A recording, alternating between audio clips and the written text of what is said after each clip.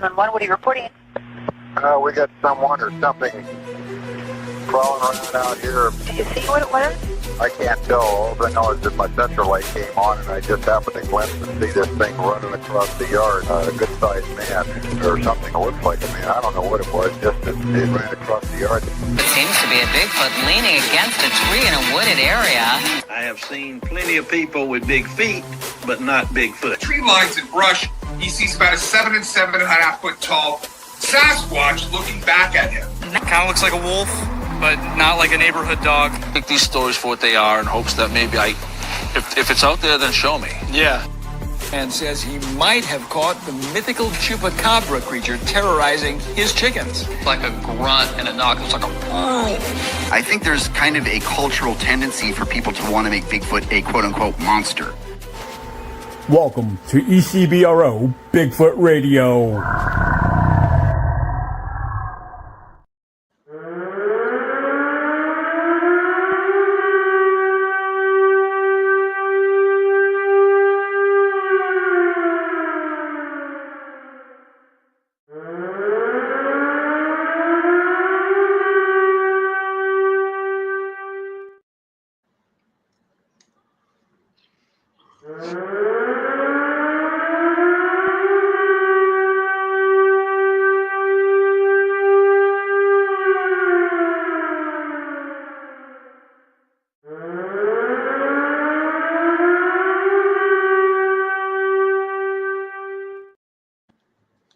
All right, everybody, welcome to another episode of Bigfoot Zone, ECBRO, also ECBRO Bigfoot Radio, which this will air later.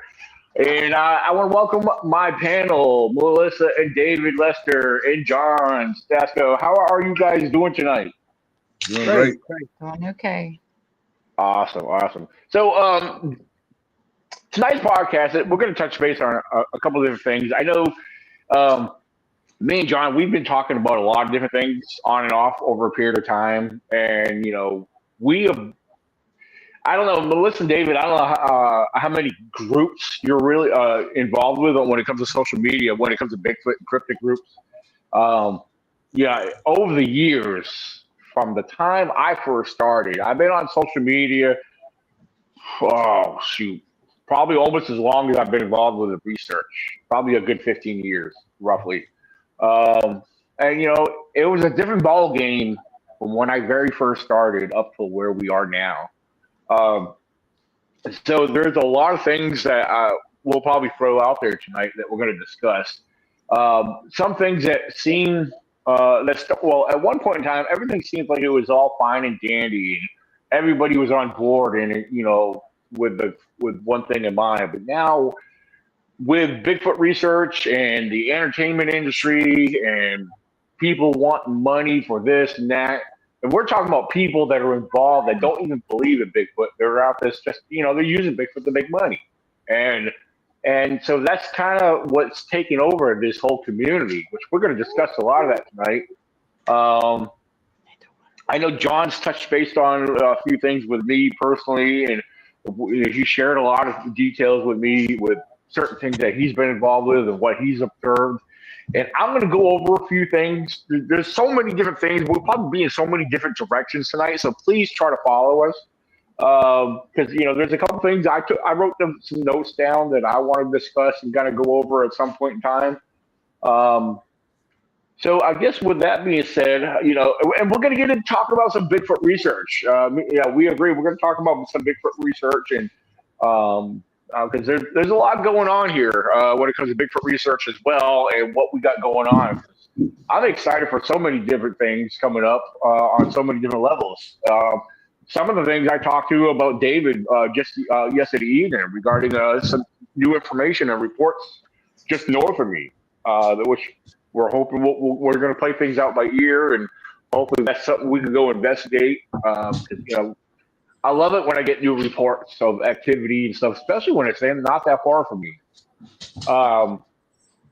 But tonight, and I'm going to play that disclaimer again here, probably maybe another 20 minutes into this. So for those who may be jumping on late, I'm going to throw the disclaimer out. I don't know why. I just felt like it was necessary. Just, you know, let everybody understand this is a discussion, and we're sharing our honest opinions and thoughts and what we know about certain things. So, so just anybody listening and watching at a later date and time, or even right now, yeah, try not to get butthurt, or because hey, that's your friend. Why are you talking about him? Well, there's a lot about your friend you don't know, so just sit back and listen. So with that being said, John, I'm gonna. With that being said, I mean, there's certain people I can get into, and which I'll get into that later. But I'm gonna throw the table. I want to throw this over and start this off with John. Again, me and John, we've talked about a lot of different things, and we agree on a lot of different things, and we know, there's some things I didn't know that John shared with me when it comes to certain things. So, but John, I'm going to let you have the table, let you get in there. And how do you want to start this off, or what do you want to share with everybody? Well, first of all, since we're going to talk about just that, not just that, but Bigfoot, I got a notification yesterday from a friend of mine that said that a gentleman not 8 miles from Monongahela has found some Bigfoot tracks. So I got a hold of him yesterday. He was supposed to get back to me today. He didn't do it, but I'm going to go down and check that out. It's not far from where you and I and the other investigator went to do that investigation near Mingo Park. So I'm going to go down that way and check some things out. Right. Yeah. What's the area that would say that for us again, real quick? Yeah, it's close to Monongahela, which is by Mingo Park. So it's about 8 miles from here. So, we were down there before. Mm-hmm. I had two different people tell me up in Pennsylvania. I have, John, I don't know if you know them, but there's a couple that came camping with us back in October. Was it Paul? No, Craig and his wife Cheryl. Sure. Yeah. Where they normally camp at, the Machaw State Forest. I know Craig has been messaging me and wants me to come up there at some point later in the year. And I said, well, I have to play that out by ear because I don't know if I'll be able to do that. I kind of have a lot of things kind of planned out throughout the year, so I have to be careful. The other thing is I was contacted by another individual who also camps and works that area over where Craig works. So, and again, this is in the Machaw, if I'm going to pronounce it, hopefully I am pronouncing it correctly, Machaw State Forest. It's basically almost a straight shot north from where I'm at. And I want to say it's about two and a half to maybe 3 hours. So, yeah, it's not that far from me, about 2.5 hours. Yeah, that's like I said, center of Pennsylvania. Yeah, that's in the center of Pennsylvania. Yeah, basically. Yeah, I know it's more east of Somerset from where I was staying up there. So, yeah, it's more in the center. I know where that's at. But well, anyhow, like I said, so there was that case, and I'm going to go down and check that out as soon as I can. I have some things coming up this weekend to do. But the other thing I want to say is this: I mentioned it to you a while back that about 2.5, 3 months ago, my 7-year-old great grandson and I were up at a park up here.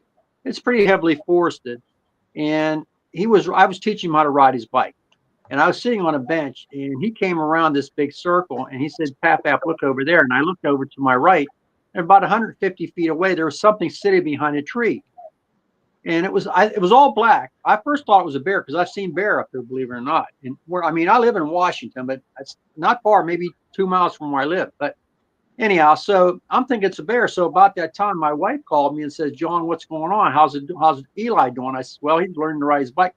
Then I told her about this, whatever this thing was. She says, "Well, go back to the car and get your binoculars so you can see what it is." Well, I wanted to get Eli to safety in case it was a bear. I'll fight a bear if I have to, but I don't want to, but if I have to, I will.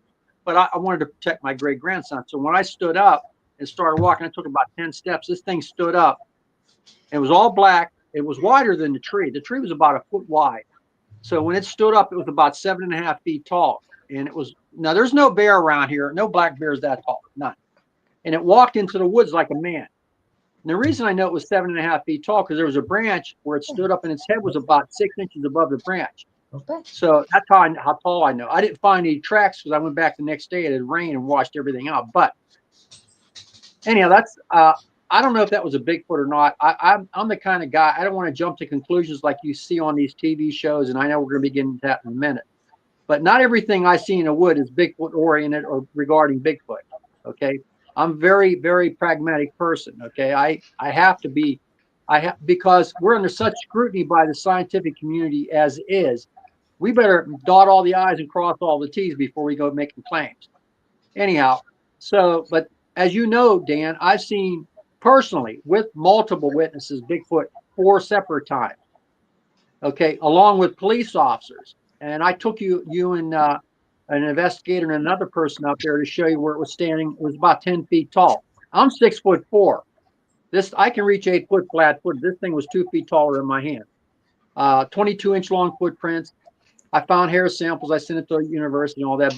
And there's the next day I went and we had Channel 2 News in Pittsburgh called me, Mary Rob Jackson, and there was a sighting of 2 big feet. And I took you to that spot as well, if you recall, up by that church. Yes. And the strange thing about these creatures is what I learned. Now, I know they don't walk like human beings, side like this. They walk in a straight line. But here's the kicker. And Dave and your wife, I want you to listen to this very carefully. You know about the old Indian, how they backtrack? Okay.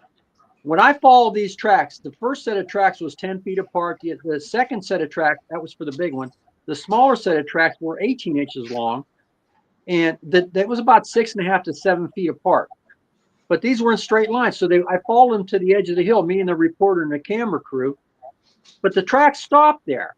So I'm thinking to myself, how in the heck, they don't have wings. Where did they go? And I looked again at the tracks, and they had stepped backwards into the tracks, into the thick brush, so you couldn't see their track. This is not an animal. I do not know what it is. I've been doing this for 58 years.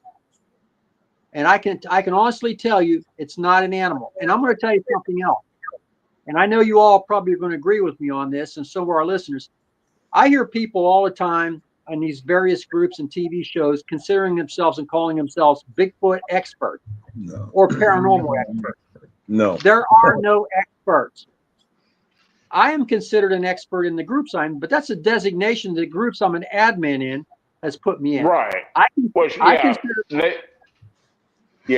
gonna say they label me as a Bigfoot expert or a group expert, I should say. Yeah, I've been labeled that in a few because that's an option that the administrator is going to sign. Hey, let's make this guy a group expert. Which basically that's cool and everything, but like we want to be careful. We don't want people getting the wrong idea about what it's referring to. Well, what I consider myself as an explorer of the unknown. That's what I consider myself. Now, just so you know, I didn't get into the paranormal because I am a paranormal investigator. That means across all the genres. I got into it initially 58 years ago for UFOs and alien abductions and ghosts. But as I moved along through my investigations, I started hearing cases about Bigfoot, proximity, the landed UFOs, hovering UFOs, coming out of a UFO. My first Bigfoot sighting was in 1991. I was on a case at Murray, PA, and I was with 12 other investigators, I should say. And 2 of them, after a year, this investigation lasted a whole year. After a year, two juveniles followed me out of the woods in front of multiple witnesses. That case was published in Fate magazine. The next time I saw the Bigfoot was the 10-foot tall one, which was in 93. And then the last case was I was going to West Virginia with my wife, and there was an 8-foot tall one standing at the tree line up along grade to Cooper's Rocks, West Virginia. Now, I don't know what this thing was over here, but also I want to tell you this, and to our viewers, in Mingo Park, not far from where you and I and the other investigator were, I was up there with 3 of my great grandkids. I have 5. And there's another couple up with 2 kids at the very top of Mingo Park. It's pretty isolated up there. So I'm standing there, I should say, talking to the other guy, the father. And he says, "What's that over there, sir?" And I looked about, 150, 200 feet away. There's something about 8 feet tall standing there, all in black, looking at us. So I ran back to my SUV to get my binoculars. It was gone that quick. Now, I can't say for sure that was Bigfoot because, again, I'm the kind of guy that needs more proof, more factual proof. Okay. So, but I can tell you categorically, I've seen them 4 times with multiple witnesses. Now, I will say this. since we're going to be getting into this in a minute, I started talking to your other guest here earlier before we came on the air. I have always tried to maintain legitimacy in the paranormal field. What I mean by that simply is this. When I first started this with UFO investigations, we were labeled in the same category as all these nutcases were saying they were getting taken to Venus and having babies by alien creatures and all kind of crazy stuff. Mainstream science locked us into that same thing. So even to this day, we're looked at as nutcases, okay? But there are a few of us who go out there, put boots on the ground, try to do the things the right way. Now, the right way may not be the scientific way because since you're dealing with the paranormal, some parameters do not fit paranormal categories. You have to think outside the box, okay? Which I have to as well. I maintain absolute quiet in the woods, as you know, Dan. You've been with me, okay? I don't talk when I'm in the woods. I find a place, I park my butt, and I don't move for hours. That's just what I do. But when you see these shows on TV where they take a bunch of people and a camera crew making enough noise to wake the dead, just think about this for a second. Bigfoot has what we consider super senses. Hearing, probably, super hearing. Sight, probably sees in different spectrums. It can see in the dark without night vision.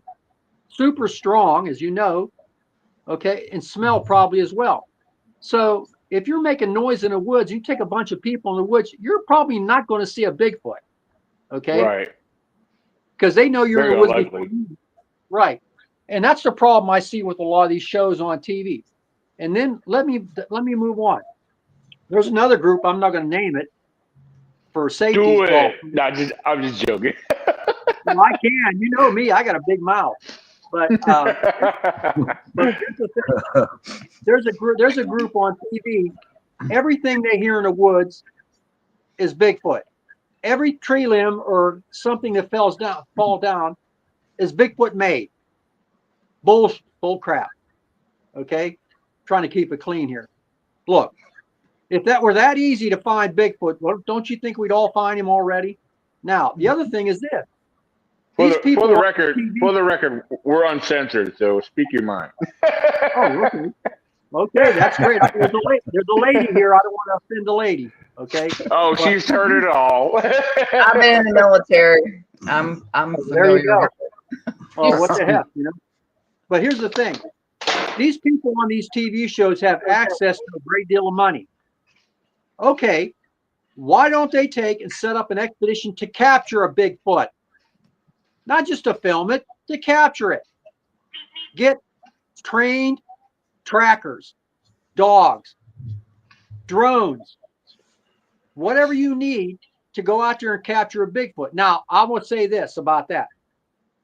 I don't want Bigfoot killed because I believe it's a sentient creature. It's intelligent. It's not a descendant of Gigantopithecus, in my opinion, or Denisovans, or any other known hominid. I don't know what it is, but I can tell you when I looked in that big 10-footer's eyes, I saw intelligence looking back at me. Okay, it studied me. I want those creatures protected under the Endangered Species Act.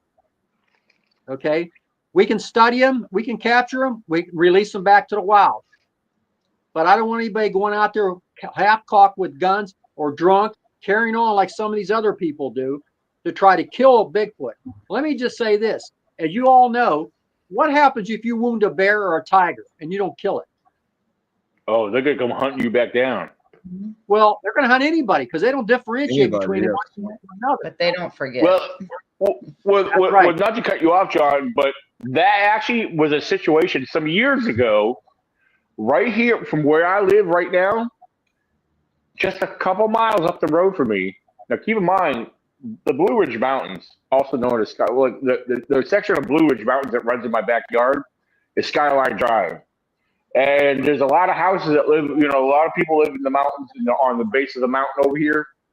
Well, there was a group of hunters some years ago. This was in the local paper too. And I seen the picture of the bear.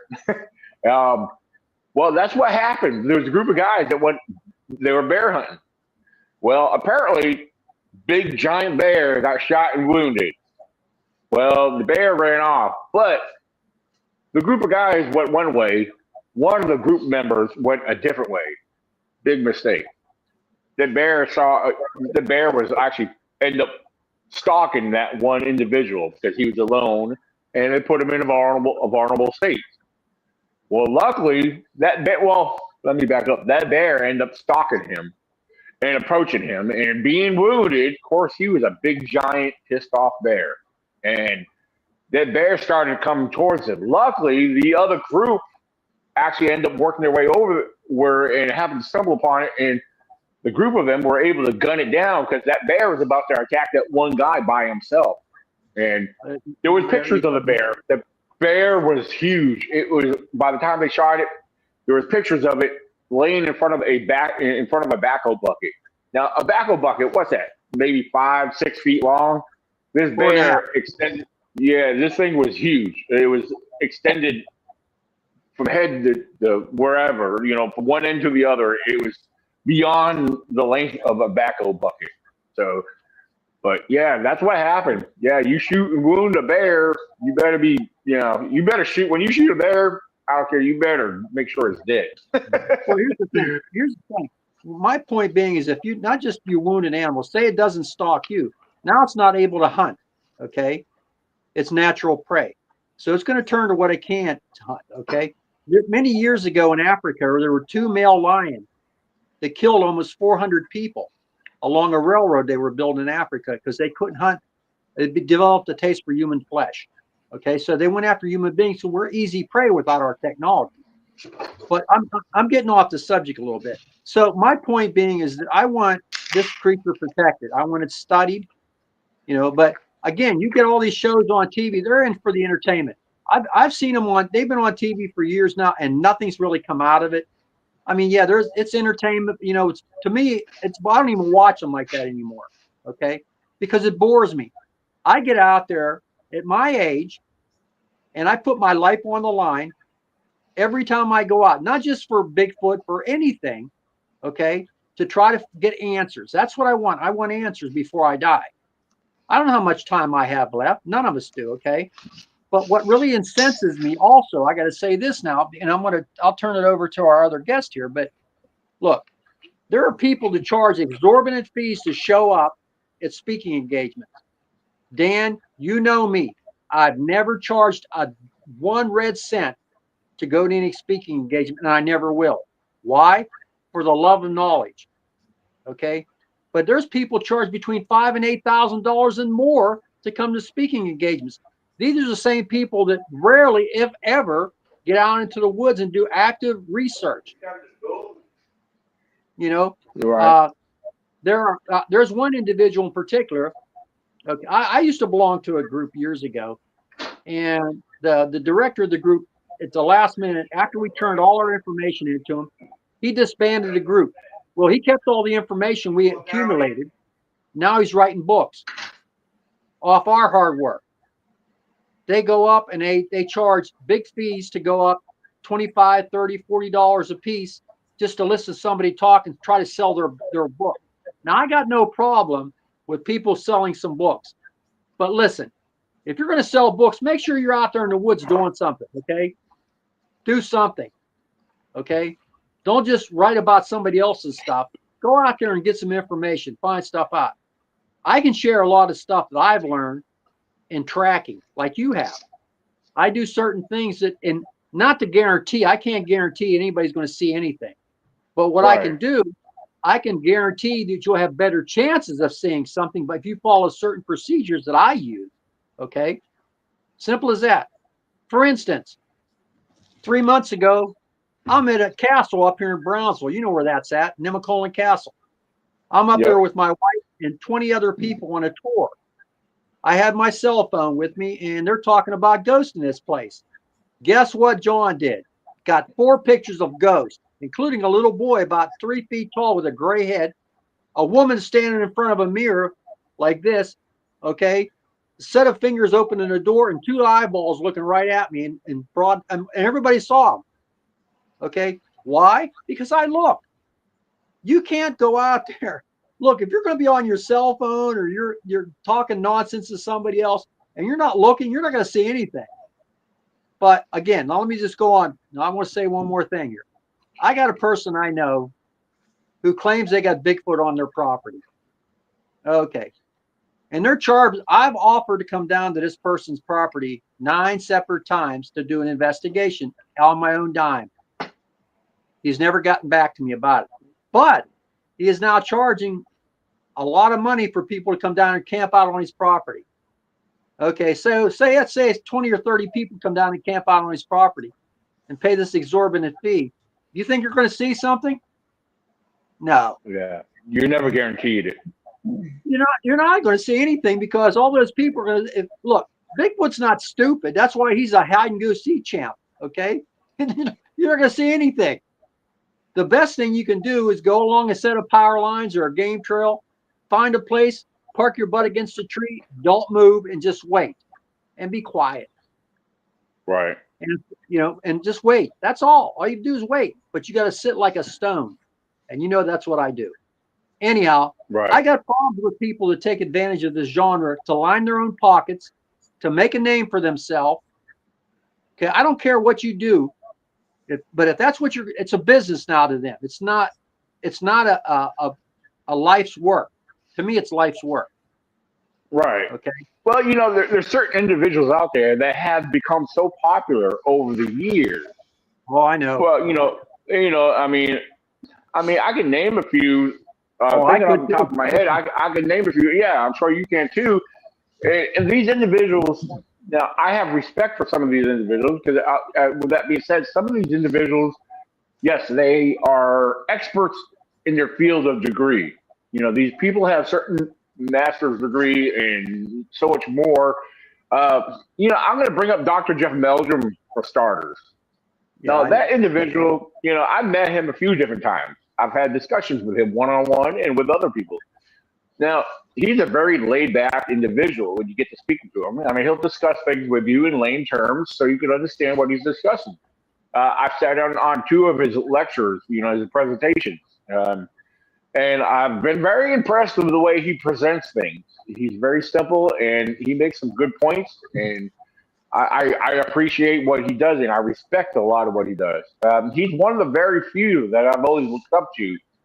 But with that being said, now, he is a professor from Idaho State University, and his expertise is in anthropology, and he studies the motivation of the human body, and his expertise is in the foot. The human foot, and he studied a lot of the alleged foot tracks, not to get into all that, but a lot of people are familiar with him, so I don't have to really explain too much on that.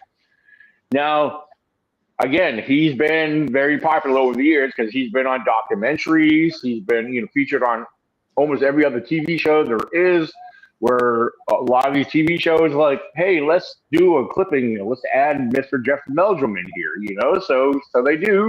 And he shares his expertise and his opinion on a lot of different things.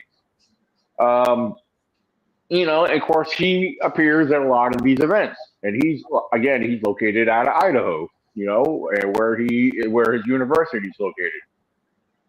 So, Jeff Meldrum, and he gets asked and presents at a lot of events.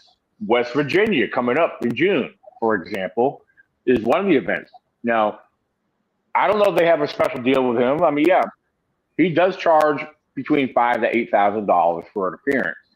That's his business. That's him. That's his business between him and that group. The event. So I mean. Keep in mind, I don't know the details of the fee cost. I mean, I'm not really here to get into talking about too much about the fees, but he's coming from Idaho, so yeah, they got to pay for his airfare.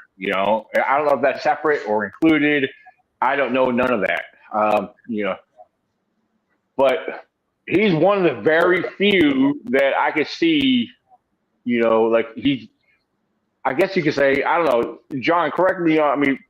Jump in on this if you feel different. And it's just being who he is with his particular expertise. People want to include him on these events, not these festivals and conferences where he does share an educational point of view. Now, he doesn't claim to be an expert in Bigfoot knowledge. He'll share his input on a lot of things, but I want to use him as an example compared to some others that we may get into very shortly.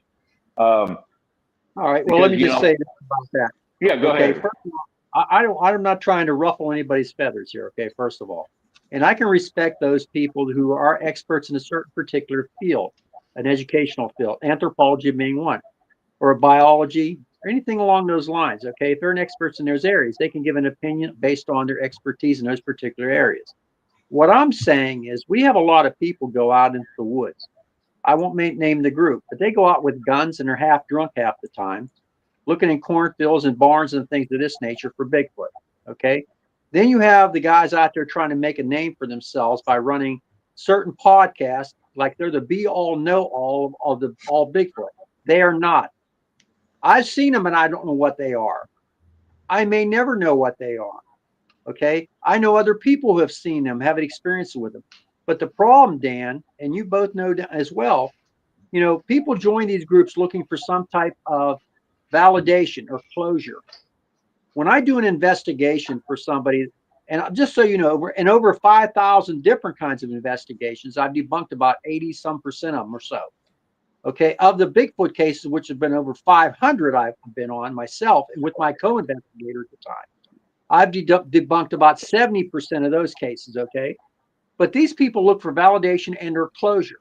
The best closure or validation I can give to anybody with an experience is simply to do this. I believe you. That's all I can say. Okay. And I base my investigation and my opinion based on, anybody can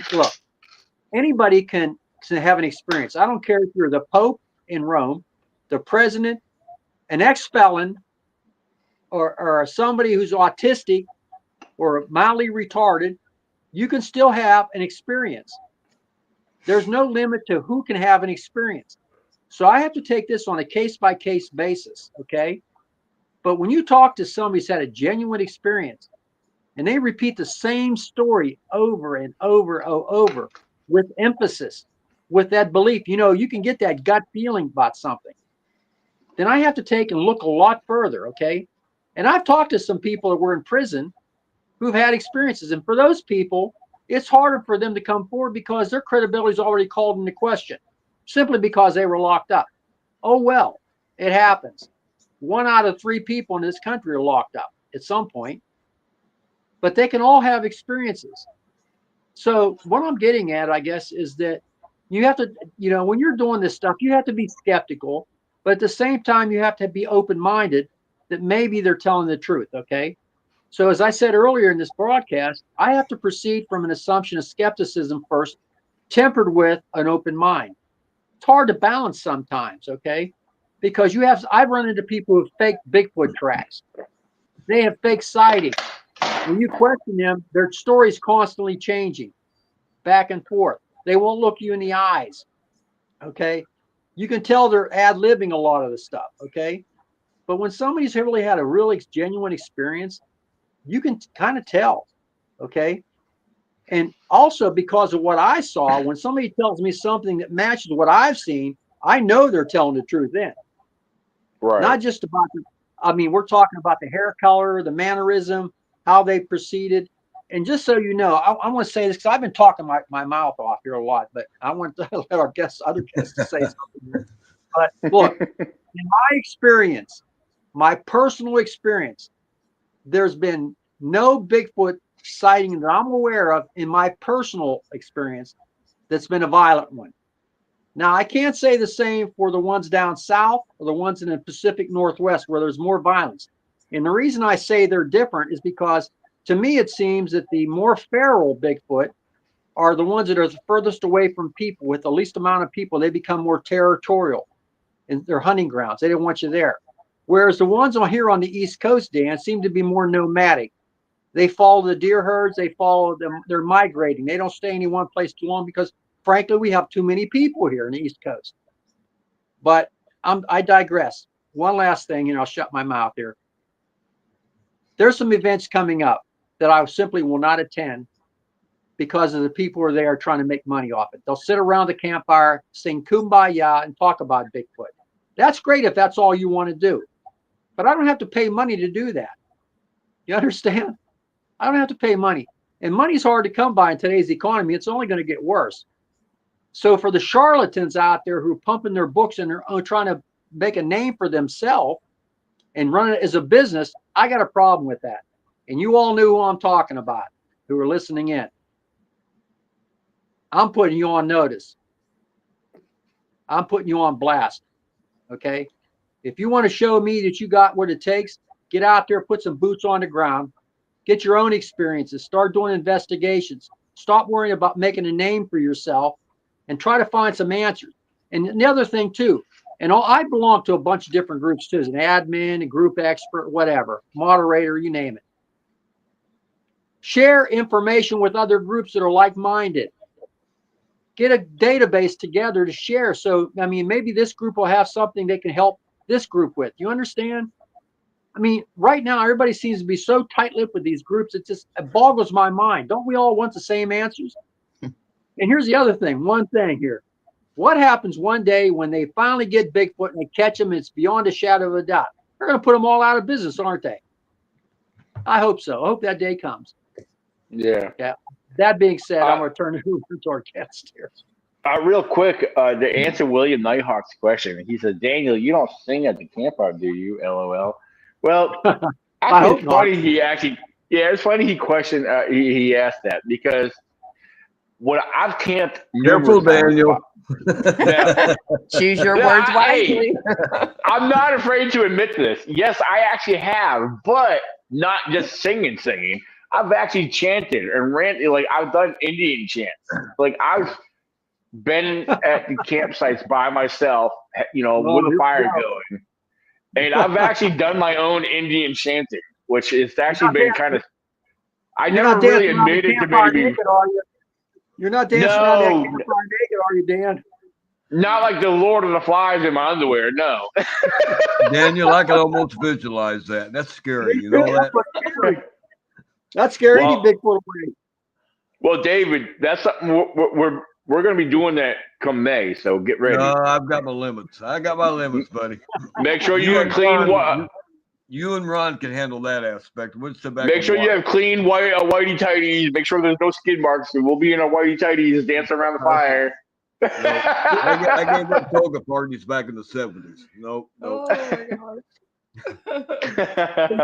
Can I say one thing here? Can I say one thing? I just thought about this. And the reason I'm going to mention this is I have a cat. And I told you this cat's an adoptee. I showed Dan the cat earlier. She's got a cone on her because she's an adopted cat. She was biting herself a lot. And I took her to the vet 5 times. But anyhow, you know what that cat likes? I have a playlist on my phone of about 300 songs I put on her. Oldies and, more modern stuff, and no rap or hip hop or anything like that. But when I play that, no matter where that cat's at, she'll come up on me and need me. Let me just suggest this. I think it's the beat that attracts the cat. Why don't we at some point, set up some music that would make a Bigfoot curious? Think about that for a second. Instead of beating on trees with sticks and stuff, let's try that. I've been trying to find some. I was thinking about that last year. I was thinking about maybe taking an MP player out there, MP3 player with flute music on it. Yeah. Something that's, when you go back into history with the Native Americans and stuff, and their cultures and their sightings and what they've passed down over time, I'm looking back at that time frame on what Bigfoot, if they're out there and stuff, and what they experienced. And you don't want something like rap or whatever, but to me, flute music reaches into you. Right. It Right. does. Solo flute. I don't mean a flute and you got 3 or 4 flutes playing at the same time. Solo, relaxing type flute. And it might draw other animals around too. I don't know. But I was thinking about that. You're on to something on that, just to sit it out and have a stake out and set it maybe 50 yards from where you're going to sit for a while. and just not blaring, but just put it on to where it's soft, and because sound to carry out there in the woods after dark anyway, and just see what happens. I mean, you can't lose anything.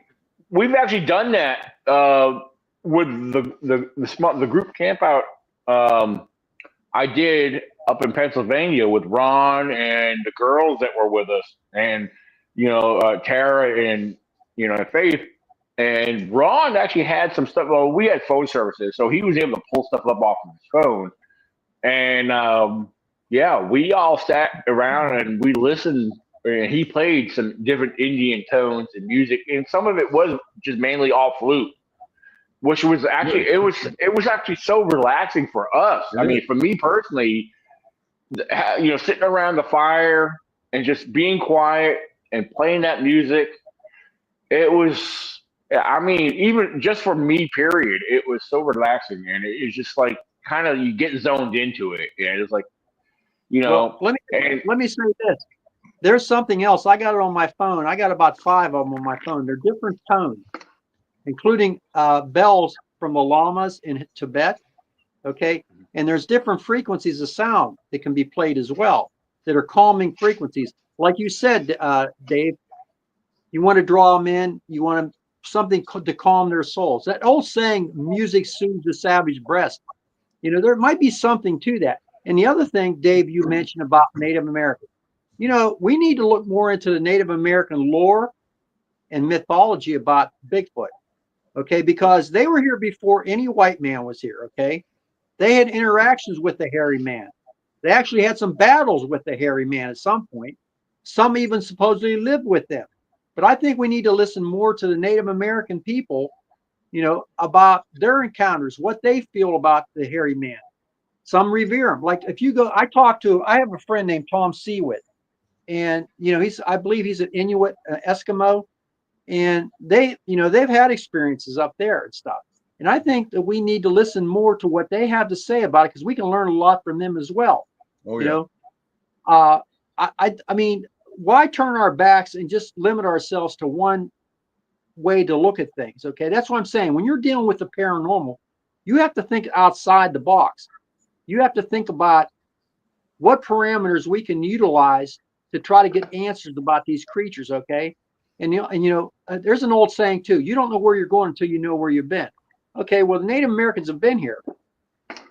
Okay, they're shamans, they're elders. They know a lot of things, okay? And we should heed some of the things they say, because we can learn from them, okay? And it's a shame that more people don't do that, and I would love to see more Native American involvement in all the groups I'm in, okay? To hear what they have to say, okay? Dave Nighthawk, I'd love to sit down and talk with him sometime. I mean, he's one of my Facebook friends, but there's others as well, and I respect the culture. I have Native American in me as well, Cherokee, on my mom's side. And I'm not saying it because I have some in me. It's so minuscule you couldn't even tell. But the point is that we can learn, but you got to open your minds up. You can't put yourself in a box. You have to think outside that box. And I think what Dave said, what you're saying, I agree with 110%. We've only been in this for about maybe 5 years now when we met Daniel with Bigfoot. I mean, paranormal goes back in my life from my childhood, and then too long to get into on that aspect. I mean, yeah, things can be a figment of your imagination and stuff and whatnot. I've experienced that, and then I've experienced things where 2 or 3 people don't see and experience the same thing for it to be one's imagination. But anyway, when I spent 21 years in the military, 3 Navy, 18 Army. My first 3 in the Navy, we picked up with possibly a UFO sighting out in the middle of the Indian Ocean, and I'll leave it at that. That's too much detail to go into. But before that, as a kid growing up, the paranormal aspect, from the ghosts, the footsteps, to my dad and my brother and our dog having experience one night in the house he used to live in, it goes on and on and on. And then when I was in Panama, there was a lot of beliefs in Panama. I'm not going to say voodoo or stuff, but they're very heavy into the spirit aspect. A few times I was out in the jungle with my dog doing patrols. We came across burnt clothing in the jungle in a circle with candles. What significance that have, I have no idea because I haven't looked into that kind of aspect. Some people say it's when they burn their clothing and underwear and stuff, is they done something wrong and they're ridding the spirits or they're putting a hex on somebody. I don't have a clue. But then when I retired from the Army, I worked for a local sheriff's office up here. So basically, 40 years of law enforcement brings a different perspective for me and Melissa into this, to where we need to rationalize about what we encounter. Not every shadow we see, not every sound we see, not every knock we see, not every structure we see is Bigfoot. I can't operate that way. If you find something's interesting, you work backwards from that to see if you can debunk anything to get up to that point. And then there comes the point where something's really interesting. Look at the physics involved. Did it take a thumb to put it there? Look at the right angles. Could have been falling naturally. You know where I'm going with that. You've got to rationalize about why you're looking at it. I've seen groups on Facebook to where every little they put pictures up. So every little shadow and stuff they see is a Bigfoot. 1, 2, 3, 4. One lady had on there 15 different circles in one picture. Big feet looking at them. You know what I mean? Yeah, I don't like that either. I can't buy off on that stuff. When we get back to Meldrum right quick, I respect Meldrum for what he brings to the field. Like, he's got the education, he's got expertise in certain fields, and from what I've seen watching him and what he does, he brings rationalization to what people bring to him. He's not going to be convinced one way or the other. I mean, he does that research. He'll do the analyzing, and he'll give his own opinion. He's not going to just jump out there on a limb and say, well, yeah, that's Bigfoot. But he's different compared to, like you were saying, all these TV shows. So I like watching the TV shows because you see what they're doing wrong, things that you would never do. And you wonder why they're even out there doing like big crews and everything and whatnot, running around the woods at night with flashlights. Who's going to run after something in the middle of the woods not knowing what it is? Let me ask you this. What are you going to do when you catch it? What are you going to do when it catches? Exactly. Well, funny you bring that up. When I was at Fort Gordon, they didn't have bears around where I was at Fort Gordon. And one day we was at, and Monday mornings we had a briefing with the colonel, been in the MP Corps, on what happened the previous week and what's coming up the next week. And then the colonel had a report there saying there's been a bear report sighting around the Fort Gordon area. And the colonel looked up and says, well, we could set out some traps. I should have kept my mouth shut. I just had to say it. I looked up and said, well, Colonel, if we set out traps and stuff, what are we going to do with it when we catch it? You know what I mean? Right. He kept his composure. He wanted to say something, but everybody got a chuckle out of that. But yeah, what? Well, imagine this. They're not going to sit there and wait on you. My luck is this. Here's what I say. What happens if you run into a female Bigfoot? Okay, and she might take a shine to you. Could do a role reversal too with the males taking a shine to the female. I just see a new book on the horizon, even though I ain't wrote no books. The missing 411. You know what I'm saying? But it's the thing though. So you guys got. I mean, look, I respect a lot of the people who go out in the field too. Okay, I got that, and I agree with you about large crews of people out there carrying on with flashlights and stuff. But look, if you're going to run into something between 8 and 10 feet tall, and you catch up to it, it turns at you. What are you going to do? Look, mainstream science doesn't want to believe the photographs we believe are real, like the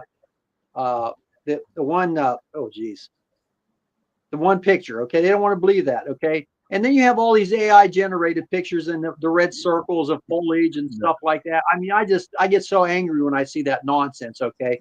Pareidoia, okay? I mean, there's a lot of that going on too. And misidentification. Right. So, but, I want to tell you this.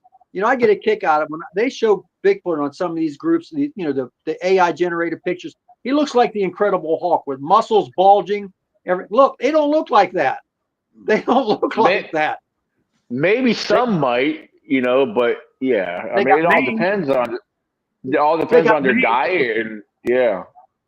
But the Bigfoot I encountered, it was covered completely with hair, except for its face and its bottom of its hands, and I could see its nails were like either black or dark gray. The back of its hands was like a dark gray or black. Its face was like this, and it was dark, like a dark gray or black. I can't really tell because of the lighting, but I couldn't see its ears. It had no sagittal crest. Okay, I couldn't tell I couldn't tell what sex it was because I couldn't see its genitalia.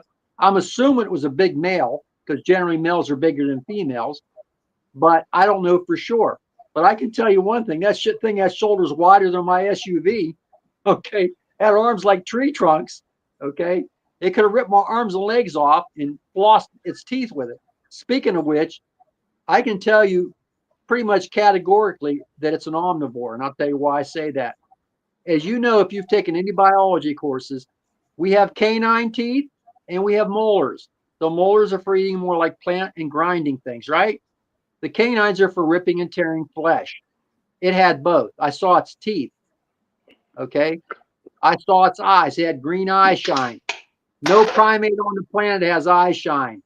Not one. It had eye shine, green eye shine of all things. Now, when you say it had eye shine yes. Without light reflection, or just the the eye shine without light? Without light. Okay. The eyes were actually they looked like they were lit. Green eyes. And when I hit it with I had a 500,000 candle power Q-beam with a portable power pack, and I shined that light on this thing, but its eyes were already glowing green, which kind of tells me that maybe it might be, I think it sees in different spectrums. Maybe that's what it does. I don't think look, I'm going to go way out on a limb here, and I've said this before. I don't think it's a terrestrial creature. Okay, I don't believe it's terrestrial in nature. I think it's something else. Some people say it could be interdimensional or extraterrestrial. I kind of lean to the extraterrestrial aspect of it because this thing's been around. It was back there when early man was in this country. Okay, this creature's intelligent. It's evaded human beings for the most part. Okay, it's raised young. Okay, to my knowledge, no main group. I'm not saying the government may not have one or captured one or two. I don't know. Maybe I think they have, but that's my opinion. But this is an intelligent, sentient, self-aware creature. Okay, I've hunted deer a lot in my life. I've killed bear. Okay, I've probably killed in 1 year 20 deer because the farmers where I used to live used to hire me to kill deer that was messing with their crops. I looked in those creatures' eyes and I didn't see intelligence like that. But this thing looked at me and had intelligence. Okay, so I don't know what it is. I have no idea, and that's why. Like I respect Dr. Meldrum too for the work he does in anthropology. I got that. He's an expert in anthropology. Great. In footsteps. Got that too. But for somebody to arbitrarily come out and say they know definitively what Bigfoot is, I say bullshit. Yeah, okay? I agree with you. I mean, we can all have our opinion, but there's no definitive answer or proof of what Bigfoot is. I mean, we all have our different opinions and beliefs on it based off of what maybe for some of us, like me, I mean, me personally, based off of my research and the things I've studied and looked into, I have my opinion, my strong opinion on what I believe Bigfoot is based off of everything that keeps pointing towards that same thing. But doesn't, like I tell people, don't take my answer for it or my thoughts or my opinion because I may be totally wrong. I'm just not seeing something that's not making sense. But everything that I do see that points towards my opinion on what I present Bigfoot to be is based off of my conclusion in my continuous findings.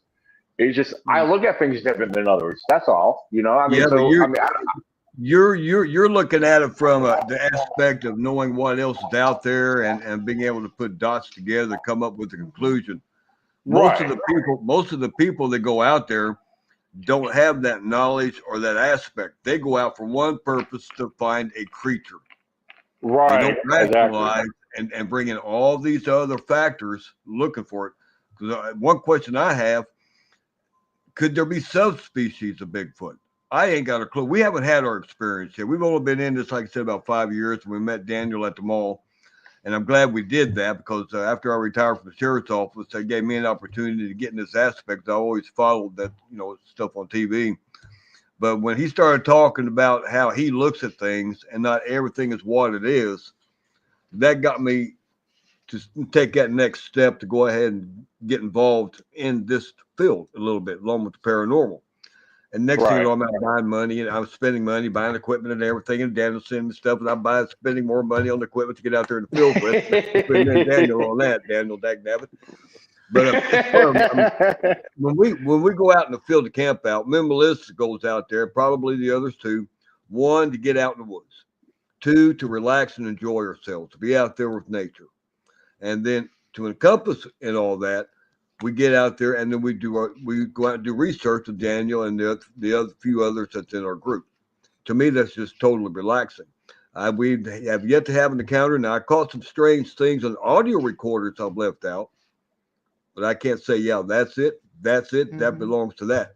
You can't do that. But I just find that interesting to even put out an audio recorder and see what definitely come across as mysterious and interesting for sure. Exactly. Now, a few times we did that, and then we got together, and what we did here, then I think it's this. Then I go look it up, and a couple of times, well, yeah, it was this animal, was that owl, or whatever it was. So that's what you got to do. You just can't be definitive. It says, well, I hear that, and I think that's what it is. Ain't nobody can convince me any different.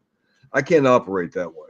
I can't. Well, it's funny you should say that, because that one program on TV that everybody's so keen on, the guy that runs this group, everything he hears in the woods is Bigfoot. Every tree fall is Bigfoot made. Okay, every little broken branch Bigfoot makes. You've walked in the woods as I have. Trees rub against each other in the wind. Branches fall down all the time. Okay, doesn't mean Bigfoot's doing it. Okay, simple as that. Now, I did mention earlier in the broadcast that I was on cases where people had claimed that Bigfoot was seen in close proximity to a landed or hovering UFO.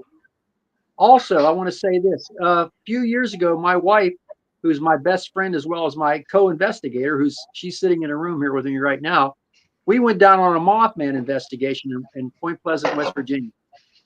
She stayed in the car.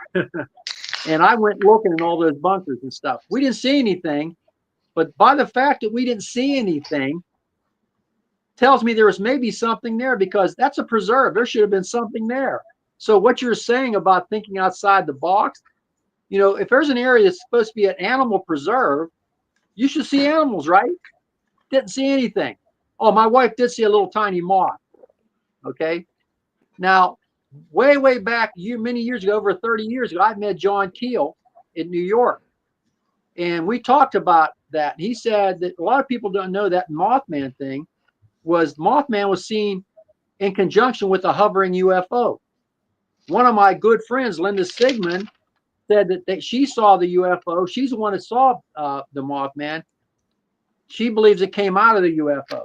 So what I'm getting at is look, I don't know what Dan thinks, but I don't think it's a terrestrial creature. It's just too smart. Okay. Yeah. It's just too smart. I don't know what. Okay. But I can say, in some of my friends, I have another friend, he thinks it's interdimensional. Okay. Maybe it is. I don't know. I can't say definitively if it's extraterrestrial, terrestrial, or interdimensional. I don't know. That's the question. But until we actually capture one alive and it's studied, we're not going to have the answers we want. Now, how difficult it's going to be to capture one of these things? Extremely difficult. Can you imagine this, if you would? Tigers in India, you rarely see them until they come up behind, because they attack from behind, right? They get you by the neck and they kill you. All big cats do that. Now we know that, yeah, right. But we know that tigers exist, right? Now imagine giving that tiger near human intelligence. How often would you see it? Yeah, very little. Probably none. Because it's aware. I think these creatures are aware of what man can do. They know that we have dogs that could maybe potentially track them. I think they're aware that we have some type of weapon that can maybe hurt them, if not kill them. So they stay to themselves. They seem to have family groups. Okay. Sometimes there might be a loner. Okay. But by and large, from my experience, they have family groups. There's a male, a female, a juvenile maybe, and a young one, 4 to 5. But they stay in close-knit family groups. And as I said earlier, in the eastern part of this country, I think they're more nomadic than anything else. The ones out Pacific Northwest, I think they're very territorial. And you touched on something too, Dave. You said about other types of Bigfoot. The Yeti, the Yeren, the Yowie, the Bogey Creek monster, the Folk monster, okay? You have reports of these types of creatures all over the world. Different colors, different sizes, all over the world. Okay? Are they the same creature? I don't know. I think environmentally, whatever their environment is, for instance, the Yeti or the Yeren in China and Himalayas maybe are whitish to blend in with the snow. The Yowie in Australia can maybe be more brownish, light brown to blend into the environment. You understand what I'm saying here? Well, people are like that. I mean, yeah. If you go from Wisconsin and move to the Philippines in a couple of years, your white skin's going to turn real dark tan because you're going to adapt to where you're at, and vice versa. Mm-hmm. People lighten up. Not a whole lot coming from other countries like that, but people are like that. They adapt, and they adapt over time. Right. Kind of like camouflage. Right. Exactly. Look at the snowshoe rabbit. Look at the snowshoe rabbit. Yep. In the summertime, in the spring, it loses its white coat, but in the wintertime, it turns white. A lot of the animals do up there in the Arctic, right? I mean, we could focus, like, yeah, these are some good points. We could focus on just look at North America by itself. Now, you know, over the years, we've had so many different individuals from the West Coast, East Coast, down south, describe different description of what they encounter that we contribute to Bigfoot. You know, out in the Pacific Northwest, they tend to be a larger species based off of what's reported with descriptions and eyewitnesses. Even if we go up to, let's go a little further north into Canada and then over to Alaska. Over the years, there's been reports of large bipedal humanoids. You know, I hate to say 10 feet tall, but that's what's reported. They're, you know, we don't know if these descriptions are pretty accurate, but we like, you know, give it the benefit of the doubt and entertain the thought that maybe they are accurate. There are larger species out in the Pacific Northwest in northern, you know, states, and then looking over here on the East Coast.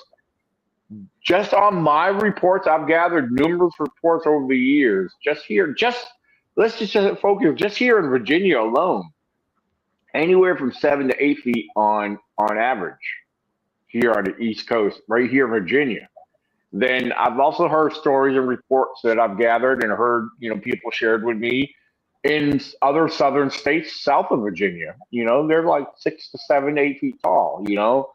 But you don't hear any larger than that. And I like to believe, like, with all this information that I've heard and gathered over the years, is I believe it's based off of their diets and their environment. And, you know, look at the Pacific Northwest. You have a lot of vast forests out there, they're remote forests.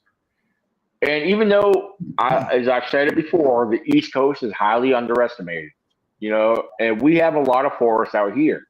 You know, I mean, look at Virginia alone. I mean, David and Melissa can tell you they grew up here. You know, I mean, they're from you're originally from Kentucky, but you've been in Virginia I'm assuming most of your life too. Melissa grew up here. I grew up in Kentucky. We moved here when I retired from the Army back in '98. Okay, so you've been up here for quite a while. I mean, that's 20-something, almost 30 years. So I mean, because that's close to 30 years. I mean, I graduated in '98. But yeah, with that being said, we have a lot of forests up here, you know, and even though people travel, we got the Appalachian Trail right through Virginia here. Appalachian Trail runs right through my backyard, you know, and, you know, a lot of hikers and travelers and, you know, people pass through these areas. And over the years, I've gathered a lot of reports, and a lot of the reports here in the Shenandoah Valley of Virginia, I've gotten a lot of more towards the western side of the state, but at the same time, I've also gotten a healthy portion of reports over the years till recent times in my backyard here. Because you got the Blue Ridge Mountains, also known as Skyline Drive, and the Appalachian Trail runs right through here, and I've heard so many different reports, and the reports I've gathered based off of what people are describing. Again, I'll repeat this again. It's anywhere between 7 to 8 feet on average. So, and I believe a lot of that it depends on, it varies, and it bases off their diet and their region, you're right. If they are between 8 to 10 feet tall or taller out in the Pacific Northwest, I mean, there is a great food source out there. I mean, you got to consider food source and their habitat. Well, you made a good point. You have the Kodiak brown bear is bigger than its cousin, which is the grizzly bear, because of the food source, the salmon. Okay, and the ones on Kodiak Island can get up to 8 or 10 feet tall. Okay, right, and a lot heavier than their cousins. Okay. So you made a good point. It's about the food source. We have a lot of deer around here, too much, in fact. But you guys have big deer up in Pennsylvania. I've seen them for myself. Yeah. They walk down the street here, for crying out loud. I one night I was going through I just come down off the ridge with my wife with my first SUV. One ran out, hit the side of my SUV, knocked a fender loose, and got up and ran away. I mean, what the heck? But they walk down Main Street here in Washington, PA, for crying out loud.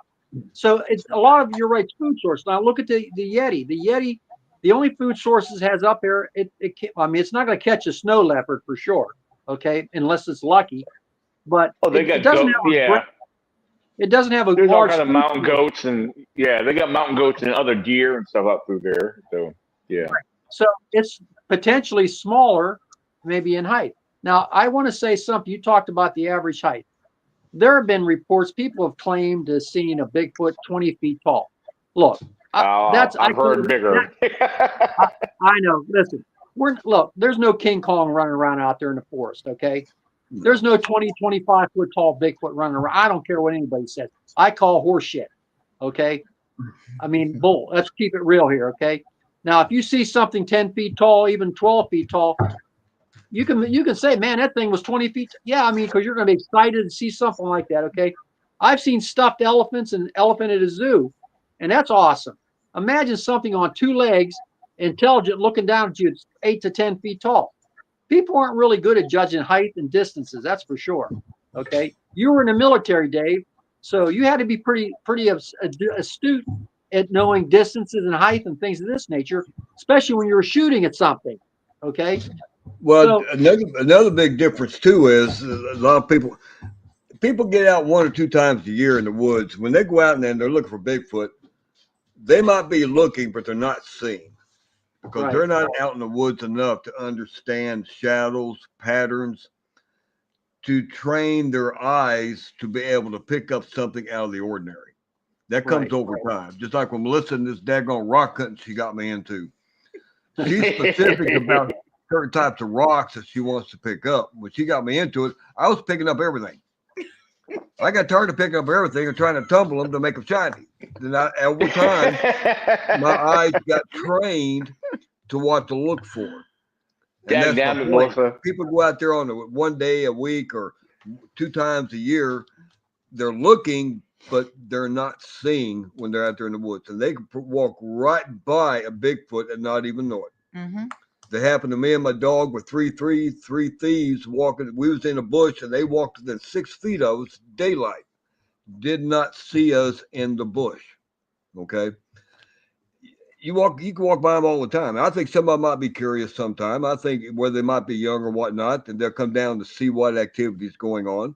That's a possibility too. Especially if they might be territorial. I mean, there's just so many aspects to look at, to draw conclusions from, but the only way you're going to be able to get any kind of an answer or a halfway get to answers is to get out there and do it. And you just can't go out once or twice a year or run around big TV crews and try to make any kind of a headway on that. You know, I just seen something. I can't see it. I just seen something come across the screen. Somebody said, if we have people the size of Shaq, why couldn't the Bigfoot have similar things as big ones as well? Okay, well, if the average size is between 7 and 8 feet tall, it's possible to have something 10 feet tall. I'll even stretch it to 12 feet tall. But when you're talking 25 feet tall, 25 feet tall, you're talking something so monstrous. Somebody's going to see that thing. Okay, it's too big. It have to eat constantly, support that weight, and that metabolism. I don't believe that. I just don't believe that. I agree, John, because I'm not going to mention no names. I got some friends of mine here in Virginia that are Bigfoot researchers, but their claims are like for anyone who's paid attention, the last couple times I've done car camping in this particular area, supposedly the Bigfoots in that area are 20 to 40 feet tall. I'm not exaggerating. This is what they claim. Now, I've never seen no signs or no evidence out there whatsoever. I've camped there over the years. I've had experiences out there. Don't get me wrong. I've had rocks thrown at me out there, large rocks. I have found tracks in this area, but the tracks were between 13 to 15-inch tracks. You know, these individuals would have to be 6, 7, 8 feet tall. You know, at the most. Now, I've camped there with my daughter when she was still a teenager. We've camped in this spot. Now, we've heard things. We didn't see things, but there's times when we've camped in this spot right next to where I car camped. Well, we were sitting around the fire at night, and we're hearing right out in front of us, even though we're not seeing nothing because it's dark, it's nighttime. We're hearing what sounds like humanoid footfall running back and forth right outside the edge of the camp in the woods. And, I was like, what the heck? I was like, now there's deer that come around this camp. We used to have a doe that hung around this camp spot for the longest time. During the daytime, you would see her. During the daytime, she would hang out. But what we would hear at nighttime is what sounded like football running back and forth. Like, what? Like, me and my daughter, we would be there listening. Like, Brianna, did you hear that? Yeah, something's running over there. And then at one point, now she's sitting in a different position than I was. We had the fire going, and our tent was right behind us. And she was looking over off to my left, from where the position she was sitting at. She was looking over. She says, "Daddy, look." It's like, and then I turn over to look, and I'm not seeing nothing because she's from her position. I guess the light that we have from the fire, she picks up eye shine. She said, "Daddy, look, there's something over there standing there looking at us." And I keep in mind, from my position, I'm in a different position. I'm about probably 2 feet from her, but I'm facing a different direction. She's looking over across the fire. I'm looking in front of the fire, and I'm looking over to my left to where she's looking at. She's pointing, and I'm looking. I was like, Brianna, sweetheart, I'm not seeing nothing from over here. But, keep in mind, we were hearing something running back and forth. Like, what the heck? And, the only conclusion I came up with, based off of what it sounded like, okay, it didn't sound like deer running back and forth. It sounded like regular football, like humanoid football running back and forth in the woods. Mm-hmm. And I'm thinking, based off of the eye level, from what she said, it was probably about just not much taller than her, and she was sitting down at the time, I mind you. I'm thinking that maybe she might be seeing a juvenile. And that's what I got. I came to the conclusion, like maybe there's one or two that are running back and forth just on the outside of the camp, inside, just inside the tree line. I don't know that for a fact. I don't know. I didn't witness what she saw. She saw some eye shine, and it just, to hear the footfall that we heard, you're not going to hear that like deer running back and forth. It just sounded heavy footfall, which I've heard out in my main research area, up behind my camp before. So I don't know. This particular area, I know there's got to be squatches there. Like I've had, like I said, I've been out back in the woods, deep into the woods before, and I've had a football size stone thrown at me, and that was after crossing a creek. So I don't know. There's definitely something out there. I'm not going to deny that. Well, Dan, when I told you about the first case I went on with Bigfoot, that was in '91. Up until then, it was just UFOs, UFOs, alien abduction cases, ghosts, that kind of stuff.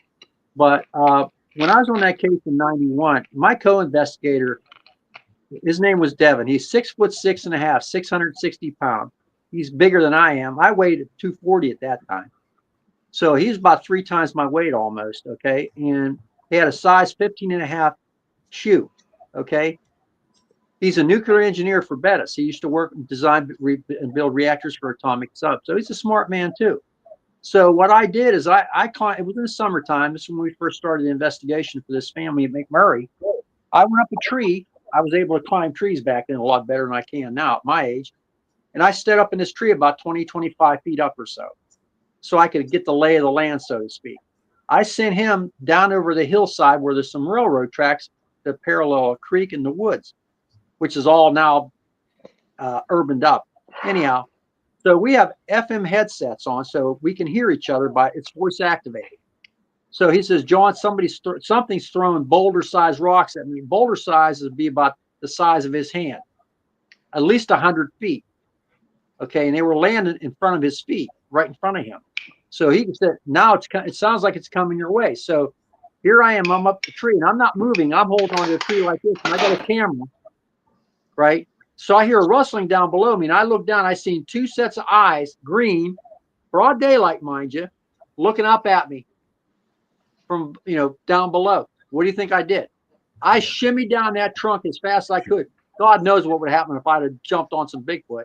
But anyhow, when I shimmied down it, they were gone that quick. But I got pictures of that. 2 sets of green eyes looking up at me. Now, the 2 that followed me out of the woods, I believe, were juveniles. They were about 7 feet tall. That case was published in Fate magazine by Keith Bastiani. Okay. It was in February 1993, I believe the case was in that magazine, Fate magazine. But we were there for a year before we got any result. And people saw these 2 things following me out of the woods. Now, I'm of the belief that they were juveniles. Okay. And it seems to me that most of the mischief that's done are done by juveniles. Generally, a big male is in charge of the family unit. That's what I would assume. I'm just assuming. I don't know for sure. But the juveniles are more precocious, like our teenagers. They get into everything. Okay, they're curious. They want, and like the other thing, I talked to the chief of police where I used to live. He told me that he was on patrol on Route 43, and you know where that's at, Dan. You were on that with me, right? That's next to where that 10-foot tall one was. Okay, I showed you there's a highway there. He was on patrol in broad daylight. And he saw one squatting down alongside the road, watching traffic. Okay, so was that the one that was up by that tower? Yes. Yeah, now I remember that. Yeah. The footprints for the big one was 22 inches. That's pretty big. Now, I had something called a soil compaction device. When somebody makes a step into regular soil, it'll leave a depth of the imprint. If you measure that depth, you can get a pretty good idea if something's heavy or pretty much what it weighs. When I used my soil compaction device to measure the depth of the imprint that this creature left, it indicated a weight of around 1,200 pounds. That's big. That's bigger than a grizzly bear. Yeah. So because we have a lot of food up here in the deer, we have other things up here they can eat. Okay, I believe that the big male has been around a long time. For something to grow that big, just like crocodiles or any other creature, it has to be lived a long time to get that big. But I also think that was the same creature up in Crescent Heights with its mate, the 8-foot tall one, which and I told you about those tracks, almost 18 inches long. Okay, that weight was 800 pounds on one foot and 1,000 on the other, which means it was probably carrying something. It could be carrying a deer, it could have been carrying a young one. I don't know. But I showed you where that was as well. I took you and the other investigators up there with me to show you where it was. But like I says, I just don't know what to make of this. I see somebody says there's kids 6 foot 7 inches tall and 250 pounds. Yes. I saw a kid on Facebook the other day who's 7 feet 11 inches tall and still growing. Okay. Yeah, the alpha is the last one overlooking the entire family to protect him. I agree with that. Our viewers put that up there right now. I do believe there's an alpha in charge, an alpha female, and juveniles, and maybe a young one or two, but no more than 5 or 6 in a family unit. Okay, I think they are very nomadic around here because of that. Young adults follow the older ones who take point. Yes, I agree with that. What the viewer is saying right now. Very good points. Your viewers are very astute about what they're saying here. I agree with what they're saying. Another thing to take into consideration is I just looked it up because I was curious too when you got to talk about rock throwing. A lot of people scoff at stuff like that. So I had Melissa look up the shot put ball. You know how much that weighs? Probably 20 pounds. 16 pounds. 16 pounds. I was going to say 20. You know what the record is for it to be thrown? I don't know, 120 feet? 77 feet. Now you take 77. An average, 77. You take an average man that trains for that, and it's 16 pounds to be thrown at 77 feet. Now, if you take a prospective Bigfoot that lives in an environment that's going to take strength anyway, how big a boulder are they able to pick up and throw? Well, the ones they were ones that were thrown at my friend was probably 20 to 25 pounds, and big as like this. 100 feet. Based on what we just looked up, they can do that, and probably even bigger. Well, here's the thing about I want to say this too. When I've seen a mountain gorilla. There's 2 types of gorillas. There's a lowland gorilla and the mountain gorilla. The mountain gorilla is bigger. Okay, 5'5", 5'6". I'm almost 6 foot tall. When in the Guinness book it says their strength's almost immeasurable. Okay, now you take and extrapolate that to something twice the size of a gorilla. When you take something and multiply it twice in height, 4 times the strength. So we're talking something with strength 4 times on average the strength of a gorilla. It could do anything they want to you. Exactly. That's what I'm saying. If you wound one, if you're stupid enough to shoot at one and you don't kill it and you wound it, even if you wound it or kill it, it might have family around that'll tear you to pieces in retaliation. You never know. That's why I have a problem with people going out there. I don't care if you carry a gun into the woods for protection because there's bears out there too and nutcases as well. What I got a problem with is when you go up in the woods and you have a gun on your side, you're carrying a rifle to kill one. That's what my problem is, because even if you wound it, if you wound it, situation. If you wound when it comes to carrying weapons and something, especially that, even on a man, but even something that big, you are going to have to keep your composure and know where you're going to have excellent shot placement. Because there's people out there, I've learned when I was in law enforcement, there was one situation that's on record that one suspect still attacked cops and took over 17 rounds of 9mm before he finally dropped.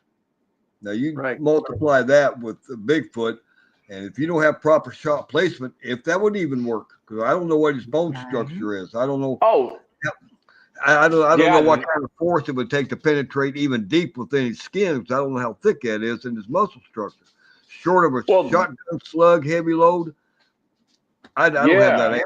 Now we carry for other reasons, people, bear, rabbit animals that you may have to worry about or something like that. Coyote, exactly. Bears, coyotes, we're not out there to look for to take him down. But for those that have that mindset, no. My friend shot a deer. Go ahead. My friend shot a deer. My friend shot a deer one time. When I was a teenager. We went out with his dad and his younger brother. He shot a deer. This deer, he didn't kill it. It ran 5 miles with a blood trail because he didn't hit it in a vital spot. A deer, mind you, with a deer rifle, 30-06. Okay, so with 150 grain shell. I think short of a bazooka, you're not going to bring down one of these things. They're hard to come by. You said, people ask this question too. They asked about how come we don't find Bigfoot bones. I got some answers for you, people. Okay. I got some answers on that one too. Okay. Well, let's see if they coincide. First of all, how often do you see a dead bear carcass or even a deer carcass? Thank you, John. Exactly. That's a good. Thank you for bringing that up. That's exactly where I would go with this. How about a possum carcass or a rabbit carcass? Not very often, okay? But listen to this. ancient man practiced something called cannibalism too. Some did.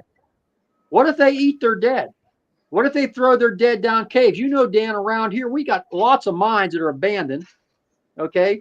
Or maybe Dave made a real good point. We don't know their their skeletal structure. What if that breaks down real fast, okay? What if? Well, I've actually done a study on that based off of my conclusion of what I believe Bigfoot might be. And that's funny. Thank you for bringing that up. I'll not to cut you off, but I'll make a brief mention of this. Why you cut me off? Well, I have a bell if we need to use it. There you go. Well, you know, it's funny. You mentioned that, okay, Bigfoot, are they cannibalistic? Or let's talk about the bone density. Now, a lot of people like, okay, if I give you my conclusion on, I believe Bigfoot is some form or type of primate. You know, I've had people say, no, they're not a primate, they're human. Well, let's look at the science side of things. Scientifically speaking, humans, we're of the greater ape species. We're primates as humans. This is just a scientific view on things. Scientifically speaking, humans, me and you, and everybody listening and watching and observing this podcast, what makes you think I'm human? Well, I mean, that might be a different story, but would that be? According to the scientific world, we are of the greater ape species, and we're human primates. Then you have what is referred to as the non-human primates, which is gorillas, chimpanzees, bonobos, baboons, orangutans. They are of the non-human primate species. And then you have the greater ape species, which we fall under, according to science, we fall under the greater ape species. And so that's where I use this in a lot of my presentations, you know, and not all my presentations, because some of them are differently based, you know, on who I'm talking to. But let's look at primates, for example. Primates in general, their bone density is weaker than a human bone capacity or density. What I'm getting at is, for a primate, for those who, you know, all these primates, mainly pertaining to the smaller primates that grow up in the jungles and where the soil acidity is high in acid. A non-human primate, such as a small primate to a chimpanzee, or name a non-human primate, their bone density is not likely to be preserved in the soil, unlike a human. So there is a difference in their bone density when it comes to acidic soil. A non-human primate's bones are likely to decompose and break down faster than a human. So I just wanted to throw that out there. I got to ring. So go ahead, John. Go ahead. Okay, there's a creature we've all heard about. It's called the megalodon. Okay, the megalodon and sharks. Not a primate, John. Go ahead. I know. I'm just joking. Go ahead. I'm going to make a point here, though. The megalodon and shark species have cartilage for their bones. So the only way we know that they existed are their teeth and their jaws. That's it. Yep. Right. So they break down. So why not? Let's extrapolate that and say, why don't we say that Bigfoot's bone structure is such that it breaks down very quickly, okay, when it dies. So why not? Okay. Now we do have. Now the only reason we knew about Gigantopithecus because they didn't find a whole skeleton. They found teeth, just teeth. Got it? So that was they were 10 foot tall, vegetarians primarily. Okay. So, but we only know through the teeth. We don't have a complete skeleton. Nothing like that. And we got the jawbone. That's about it. Yeah. Right.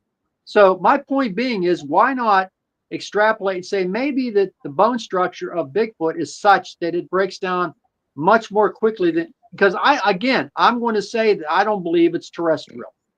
I think it's something different. I think there's also a possibility it might do ritual cannibalism, okay? Or maybe they dismember their dead, or they throw them down caves or something way down in, I don't know, okay? I just don't know. Well, I don't have that. Well, John, with that being said, that's very likely, and I'll throw this out there too, because non-human primates have been observed being cannibalistic. Right. That's another thing I'll throw out there. That's actually, in my studies, I've learned that non-human primates will be cannibalistic towards other primates. So that is a very strong possibility that people should take note of. It's not saying that that's the case in everything, but it's something that it should be noted and considered, at least considered. Make it a back note. Well, here's the thing. Non-human species should be. We're talking right now. What we're all doing here right now is we're thinking outside the box. Okay. And this is the point I made at the very beginning of this podcast. You cannot take and use normal parameters to figure out something that's paranormal, that's different than normal. Okay. So, and somebody just said, we've never seen a dead bear or cougar. Yeah, right. And you're not going to. But the thing, right. but the point I'm glad is they brought that up. Yeah, we have to think outside the box. As I said, your viewers are making some really, really good points here and stuff. I appreciate that a lot. I mean, I really love the interaction. But like I said, as a paranormal investigator, like I said, I have to look at all aspects scientifically. And then if those parameters don't fit what I'm trying to do, I got to think outside the box. Now, I also have to when I go out into the woods, I have to think like what I would think a Bigfoot would think, their psychology. Okay. If it's an intelligent sentient creature, which I believe it to be based on my personal experiences, then it has to have some type of psychology. Okay. So if I were a Bigfoot, if I were an alpha male that's been around a while, 8 to 9 feet tall or whatever, I would have to know about man, what man's capable of, the dogs, maybe the type of weaponry that it can harm us with some type of weaponry. I'd have to look for food sources and places to hide. Also, if I wanted to observe man, like now, as you know, Dan and Paul, there's no leaves on the trees except the evergreens, right? So if I were a Bigfoot creature and I'm still in the area, I would want to get up to a high place that's almost inaccessible to a human being and look down and watch to protect my family unit. You understand? So that's what I'm thinking. But yeah, you'd have to think like, if you want, like when you're hunting a tiger or bear, you got to think like a tiger or bear. What do bears do? Well, bears go for berry bushes. They go for trash. Okay. Trash cans and trash dumps. Okay. That's their psychology. Try to think like a bear. Try to think like a tiger. Try to think like a wolf. Okay. That's what you have to do. You got to put yourself out there to think like they may think. And I do that. And as nuts as that may sound, it's panned out for me on 4 separate occasions. Okay. Sometimes, like I said, it's been luck on this other stuff. I'm not sure about, I don't know what those things were. I can't say for sure, but I can tell you that what they weren't. They weren't bears. The last 2 I saw, they weren't bears. I just don't know what it was. And one other aspect to think about right quick too, as you talk about the death of a Bigfoot, it could also be a possibility because the elephants have been known to do this. The elder elephants, when they know the time is near, they actually have grounds to go to where they die. Right, exactly. I know about that. Yeah. Mountain lions and wildcats and do the same thing. Thank you for bringing that up, David. Because if people don't realize this, that wildcats and bears will do the same thing. They know their time of death. They know when they're ill and sick, they will go in hiding.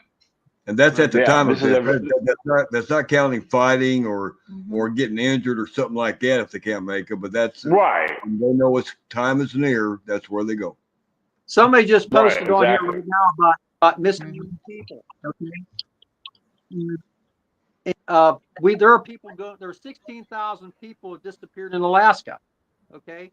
that they've never found. There was a congressman many years ago? He was in an airplane. It went down. They've never found the plane or the bodies. Okay.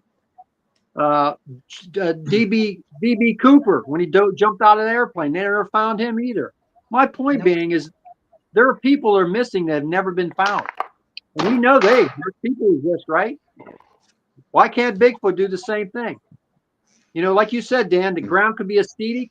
They can go someplace and maybe, who knows what they do. Again, these are answers we need to, well, these are questions we have to find the answers to. And the only way we're going to do this is if we commiserate with other like-minded people and groups, not these nonsense groups that post up all kind of crazy pictures and stuff and Bigfoot had my baby kind of stuff. I don't want to hear that nonsense. Okay. The red, right. I saw a reel the other day.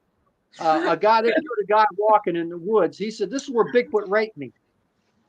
Come on. Really? Yeah, I don't even waste my time with that shit. I got people sharing all kinds of crazy, bizarre reels and videos and these posts with me. I was like, I mean, I'll look at them and check it out. Most of it's BS. It's like, don't even waste your time with looking at it. Right.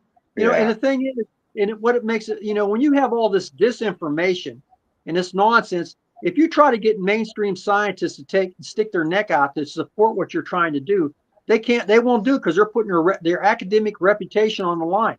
The Dr. Melder, I respect him as well, that he puts himself out there in this tells me a lot about his character. Okay. I respect that. Okay. About him, but you don't have many scientists, actual scientists that will do that because they want to risk their academic standing somewhere, you know, or be made the laughing stock.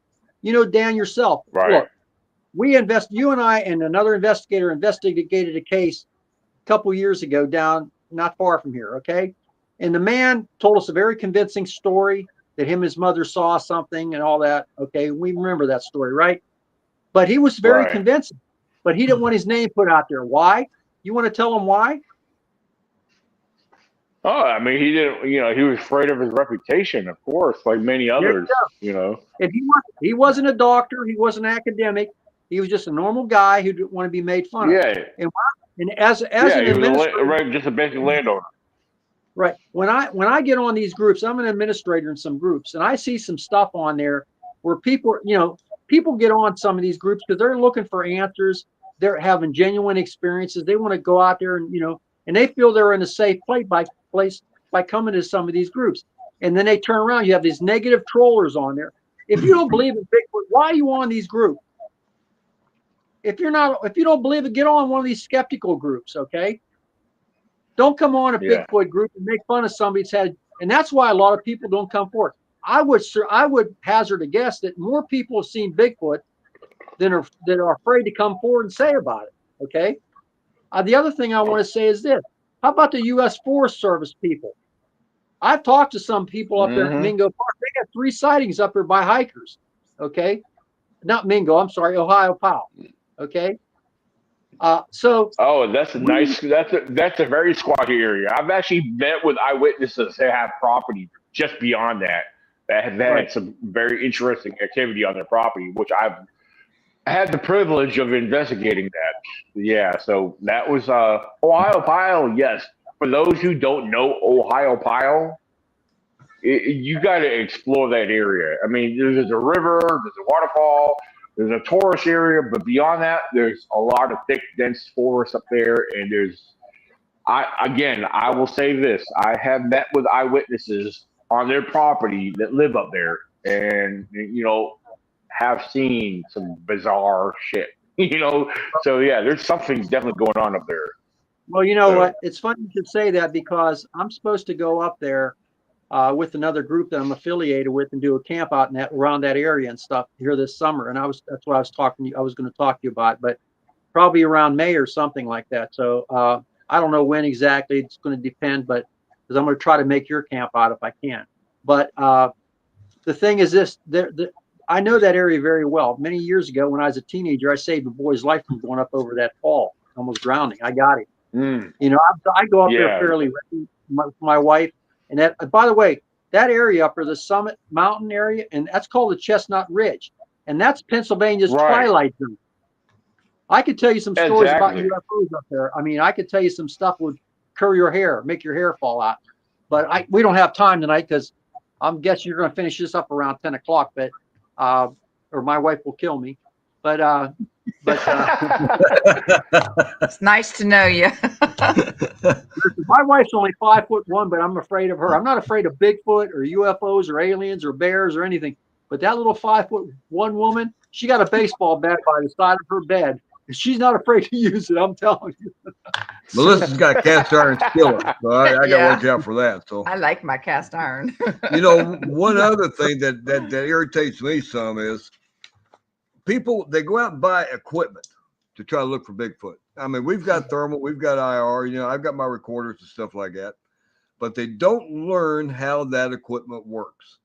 Right. And I've seen on one of the things on Facebook, actually 2 separate times, to where they don't realize if you're using infrared and you got it stationary, and it could be a regular a camera or a game cam.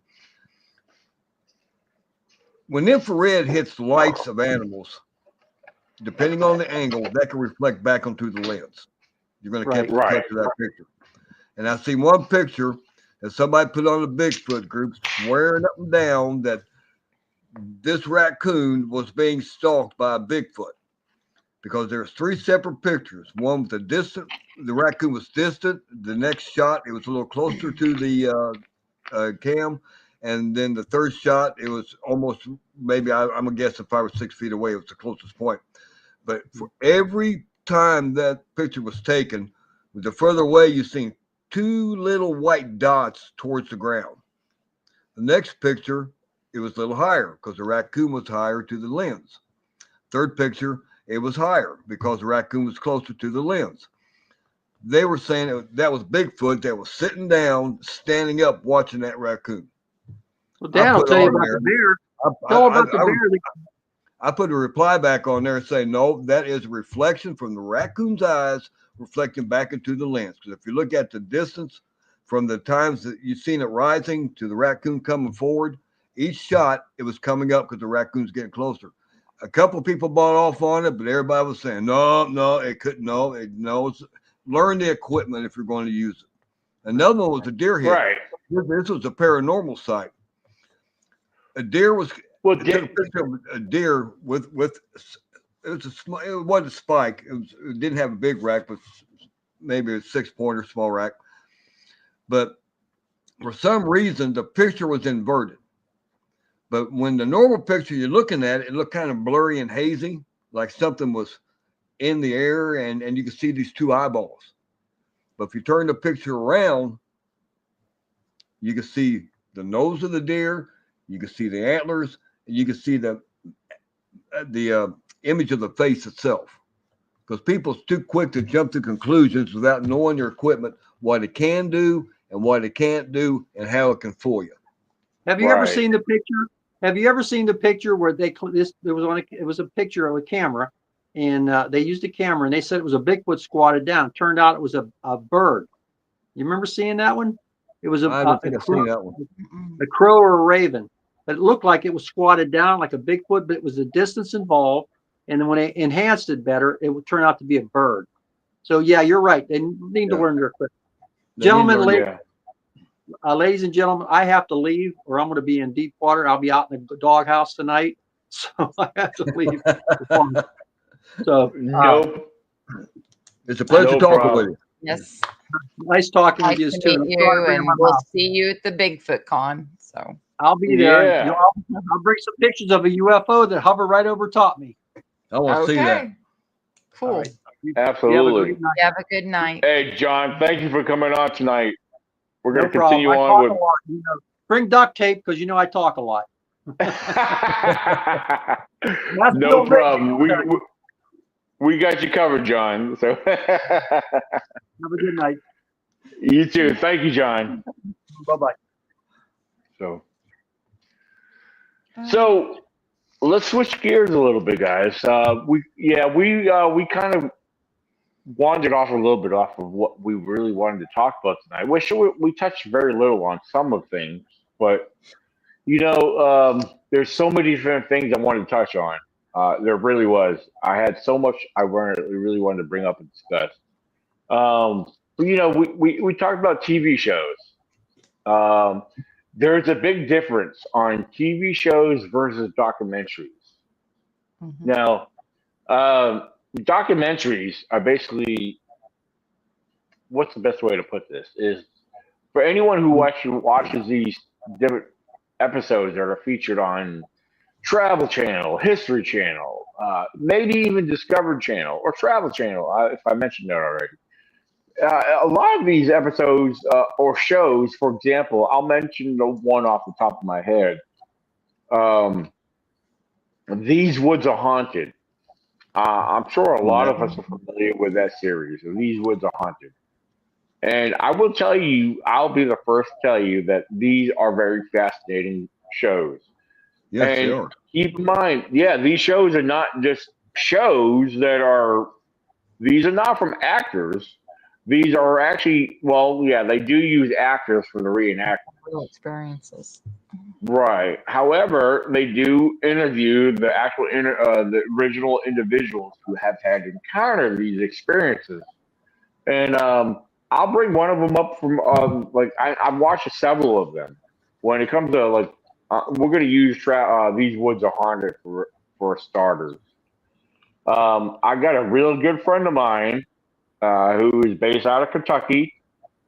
He's been a speaker at my events. What's that? I've talked with him. He told me about that, his story on that. Oh, I seen the episode too.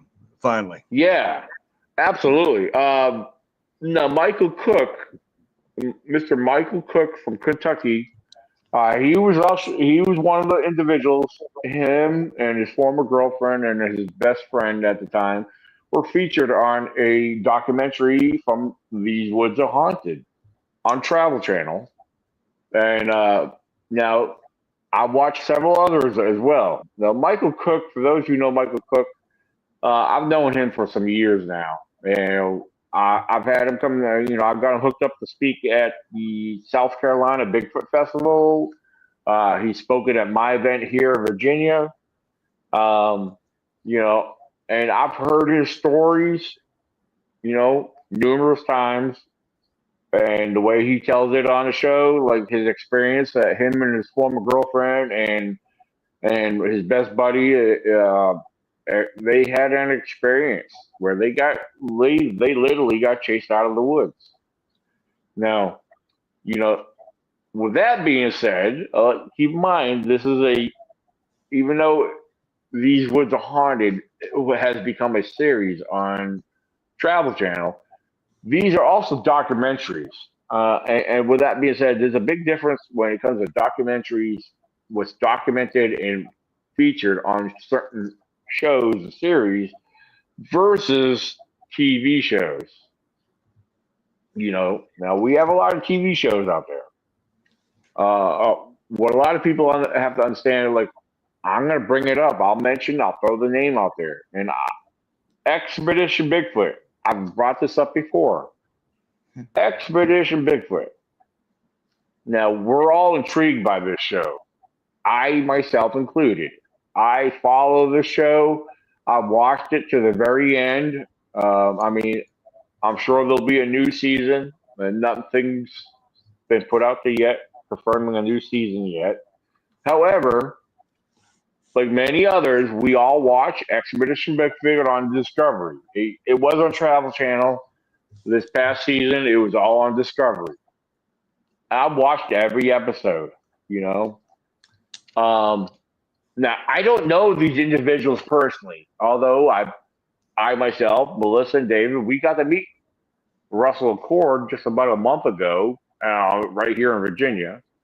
We didn't get into no talking or deep discussions on the show. We didn't get into none of that. But with that being said, Expedition Bigfoot, we've all watched that show. Let's back up a little bit. Finding Bigfoot. I watched that for every season and every episode it ever had. We all were in love with that, Finding Bigfoot. Cliff Brackman, Bobo, Matt Moneymaker, and Renee, we watched that show pretty religiously. You know, I mean, because that stuff fascinates us. Finding Bigfoot was featured on what? Correct me if I'm wrong. Animal Planet. It was on the network for Animal Planet. Expedition Bigfoot was like I said, it started off on the Travel Channel. Then this past season it switched up to Discovery. So, and we watched that. Now, there is a big difference between the two shows. There is a big difference. The network plays a key role in a lot of this. A lot of people don't realize. Finding Bigfoot has been very fascinating. It was on the Animal Planet, and for those who followed Finding Bigfoot with Cliff Barackman and Bobo, Matt Moneymaker, and Renee. I mean, these shows were put out there, and one thing that we did learn is that when it comes to Finding Bigfoot, there is a bigger network and a lot more producers involved with that show, where each individual, when they split up and did their nighttime investigations, there was multiple people with them, which you don't see that. That was behind the scenes. A lot of people don't realize there was multiple people behind the scenes on Finding Bigfoot. And yes, we got to experience some things that they heard. They've heard some things out there, but now let's jump ahead to Expedition Bigfoot. And I know David and Melissa, you guys watch this, and it was been very fascinating. It's been very entertaining at the least. I've watched every episode. I've been following Expedition Bigfoot to the very end. And with that being said, they produce some very interesting stuff like no other show has ever done before. They've shown thermal footage. If anyone who's paid attention throughout the different episodes and shows, and they use a lot of really high tech gear, and they bring in these big shots that have the technology that a lot of us wish we all had. Yeah. But they have thermal images, and they put out they put out a lot of good stuff. They have produced, and again I'll repeat this: anyone who's paid attention, they have produced these images on thermal. Where they've captured what they claim to have humanoid figures walking through the woods that wasn't part of their crew. So I've always found that fascinating. But then again, even till the very last episodes, we've seen where there was an image that walked, even in the night, we've seen an image walk through up ahead of Russell Accord. And then he shows the image he shares with the rest of the crew that we get to see later that, hey, we didn't see this during the episode, but he showed it at the end where this dark figure, this humanoid figure walking through this open spot, walking across back into the woods. Yep. So, that was kind of captivating. I personally thought that was captivating and very fascinating. Well, there's so many different things we could point out on this. I mean, it's just, I really want to.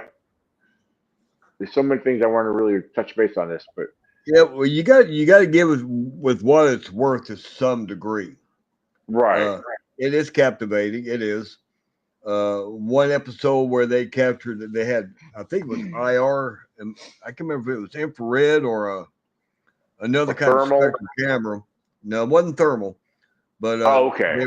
They were filming across the lake where you had a wood line on the other side, and the wood line was clear, and this was at nighttime, and they got this image walking through the film from right to left, to where you could see the swing of the arms and the movement of the legs. You could see the body, but you could not make it out if it was human or what. It was kind of bulky. Everything else in that was clear except for that image. That was it. It reminds you of the cloaking the Predator does. Have you seen the Predator movies?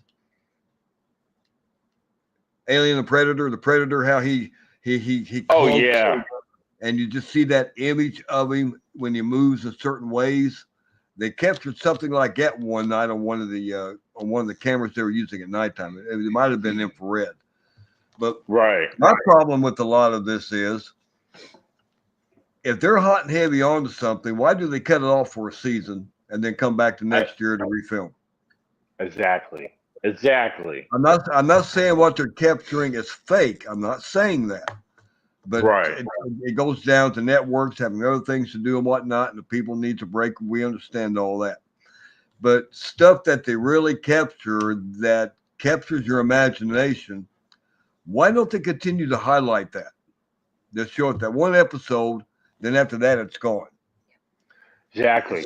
Like, why don't they finish up the season with an episode where these are all the highlighted things that matter to us that we caught, and put an episode together to re-highlight what went on that entire season? Right. I agree totally. I don't know why they don't do that. I mean, money. That's what. Right.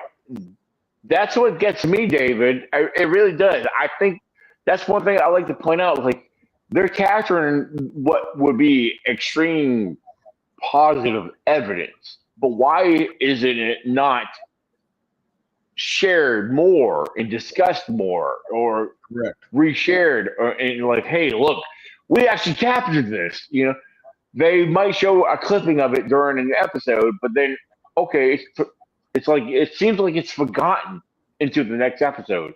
Let's continue to look. You know, I mean, they're capturing some of the on some of the thermal images. It's like some of the technology and the so-called evidence that they share, I personally would think, okay, wait a minute, this is captured with technology. Why isn't this discussed any further? You know, I mean, good question. Yeah. So I mean, these are things I look at, and not to mention, let's back up a little bit. Look at the show Expedition Bigfoot. Again, we all agree that we love the show, and it's exciting and it's fascinating, and we're drawn into it because they know what they're doing. They're smart. They will keep the views coming. And that's why they're doing it the way they do it. Right. Exactly. And there's nothing wrong with that. It's a business and it's bringing entertainment. I like it. Right. There's nothing wrong with that. But we're doing what we're doing. We want more out of it. But we can't expect to get more out of it than the average person that sits on the couch every weekend and just watches shows for entertainment. And that's what they're geared for.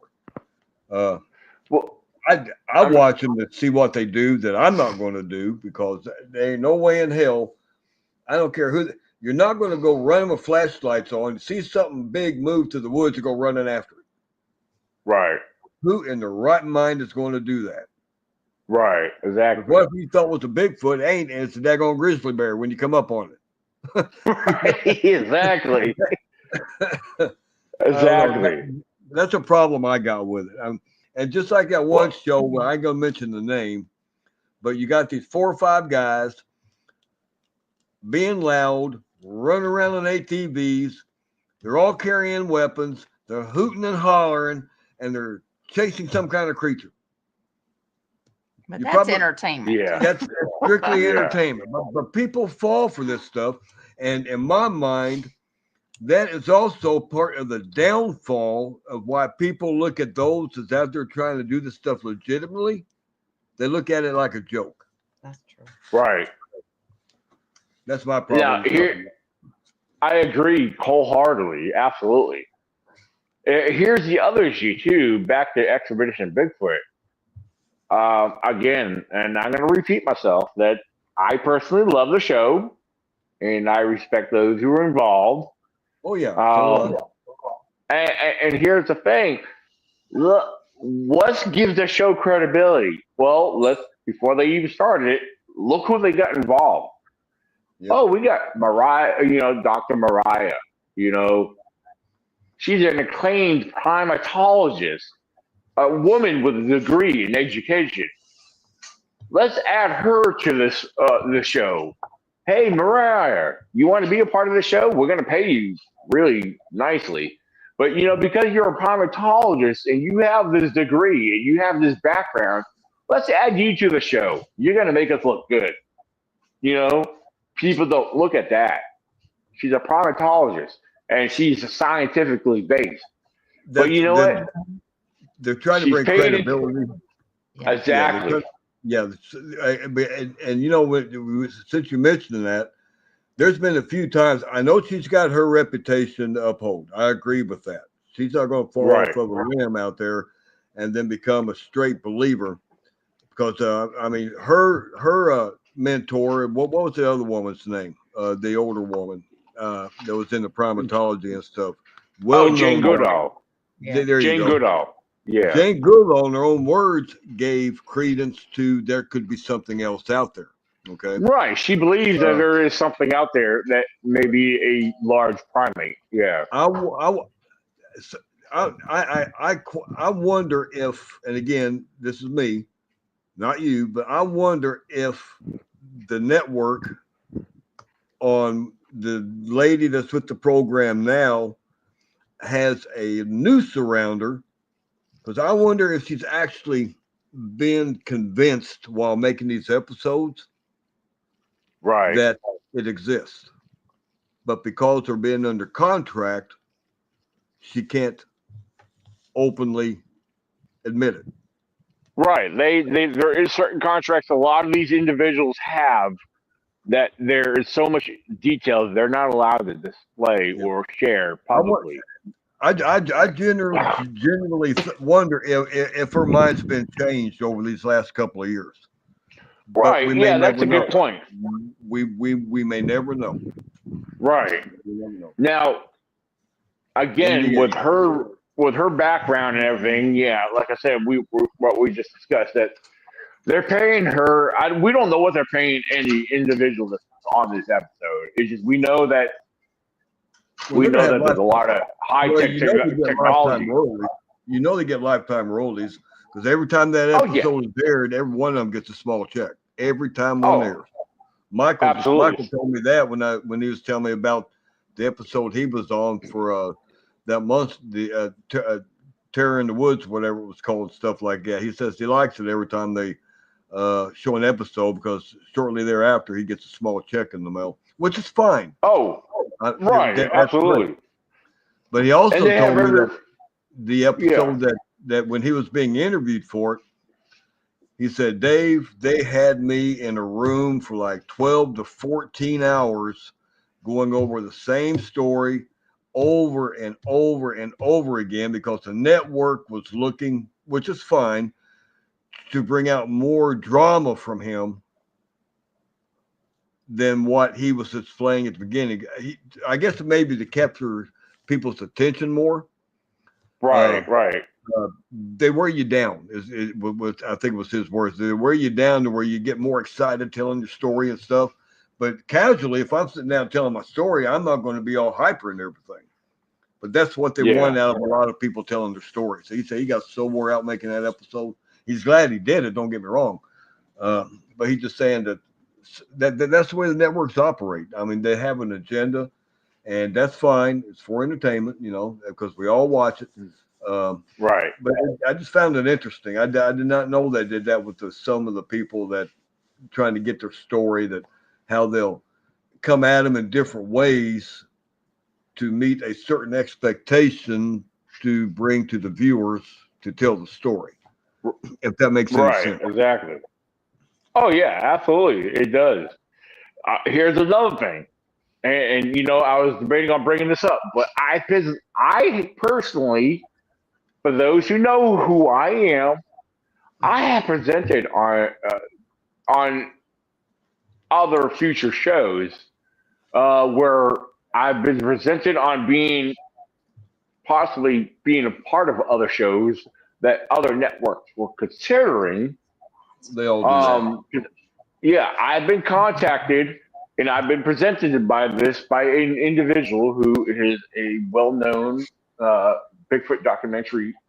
He's a part of the Bigfoot documentary series.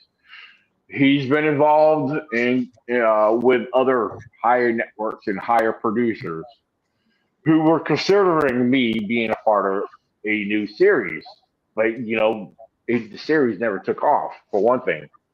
But here's the thing. You have to be a certain way. You have to act a certain way. You can't be yourself.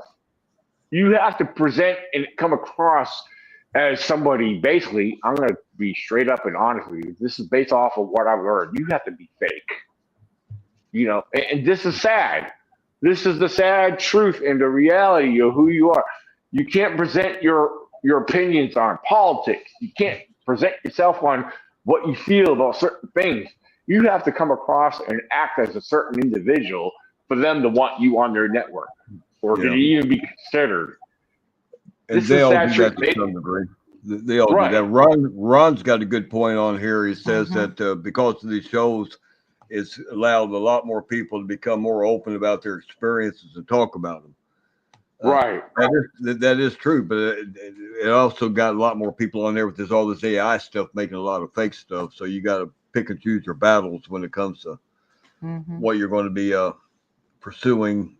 But you can tell when somebody's genuine when they have an encounter that they're telling you about for the most part. Right. Well, my experience is my experience that happened back in 2014. I'm going to tell you, I've shared that experience numerous times on and off over the years since that time. And the thing is, I know what I experienced. I was there. I seen it. And then even the following year after that, I've had experiences right after that in the same section of woods. And I've shared this story numerous times. And I've gotten to the point where, every podcast I'm on, which I presented, I've been on podcasts. I don't have enough fingers and toes to tell you all the podcasts and interviews I've had based off of my research and my experiences over the years. But the main ones I always talk about is what happened in 2014 and 15, and I've shared it so many times where I get to the point where I want to take shortcuts, because I get tired of telling that story. I know what I've experienced. I can tell you from detail to detail. And I can only imagine he's probably 94, 95 years old. Bob Gimlin from 1967, he's seen that, they know what they experienced back in 1967. Yep. Bob Gimlin, Roger Patterson died just so many years later in the early 70s, but Bob Gimlin, he's still alive, and he shared his story so many different times. Oh, of course, you hear, oh, poor Bob Gimlin. Yeah, he's changed a few details in his stories.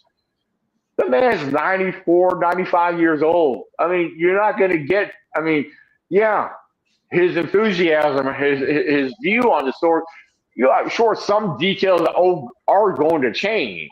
The man's old. Give the man a break. He knows what he saw. He knows what he experienced. The biggest question is, if it was faked, he didn't know it. Roger Patterson, the guy involved with the filming with him, was involved with a lot of. He was a known con artist back in that day, But poor Bob Gimlin knew what he experienced. We don't know. Bob Gimlin doesn't know if he was being conned, through his partner. Mr. Roger Patterson, he had a Bigfoot, but he was the author of a book of a female Bigfoot a year later, prior to having that video footage. So there are red flags involved with that, but I'm not here to debate the Bigfoot, the 1967 Bigfoot footage, because I'm convinced that it was real. But then again, at the same time, there are some red flags presented about that for those who pay attention to detail, But Even and then having the technology back in too to be able to make out muscle movement and everything else. Right, exactly. I mean, come on. I mean, Hollywood didn't have that technology. Disney didn't have that technology. I mean, look at the best technology that was presented back in. All right, that video footage came out in 1967, October 20th, 1967. Okay, let's jump a year late. Let's jump a year ahead. 1968, March of 1968. Look what came out, presented for the very first time. The Planet of the Apes. I was getting ready to say that because if you look at the costumes, we're communicating here. Because if you look at the costumes, they were just basically cloth. You know, they're just wearing clothing. But if you look at their facial structures, all that rubber. They look like monkeys. Yeah. They had monkey-looking faces.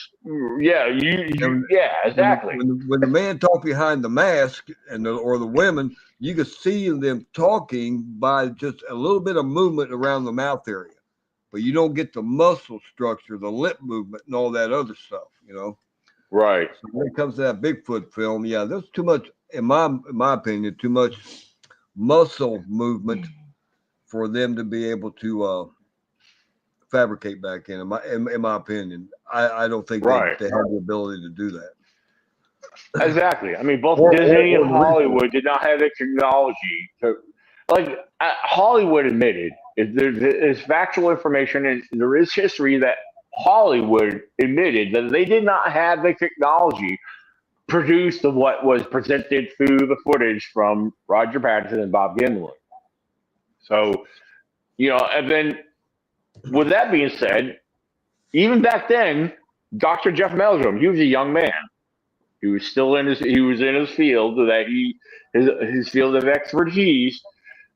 He was one of the few that were there at the present of that site where tracks were found and they were casts made of the tracks that were found on site. To this very day, Mr. Jeff Meldrum, he has copies of the original tracks. He was there.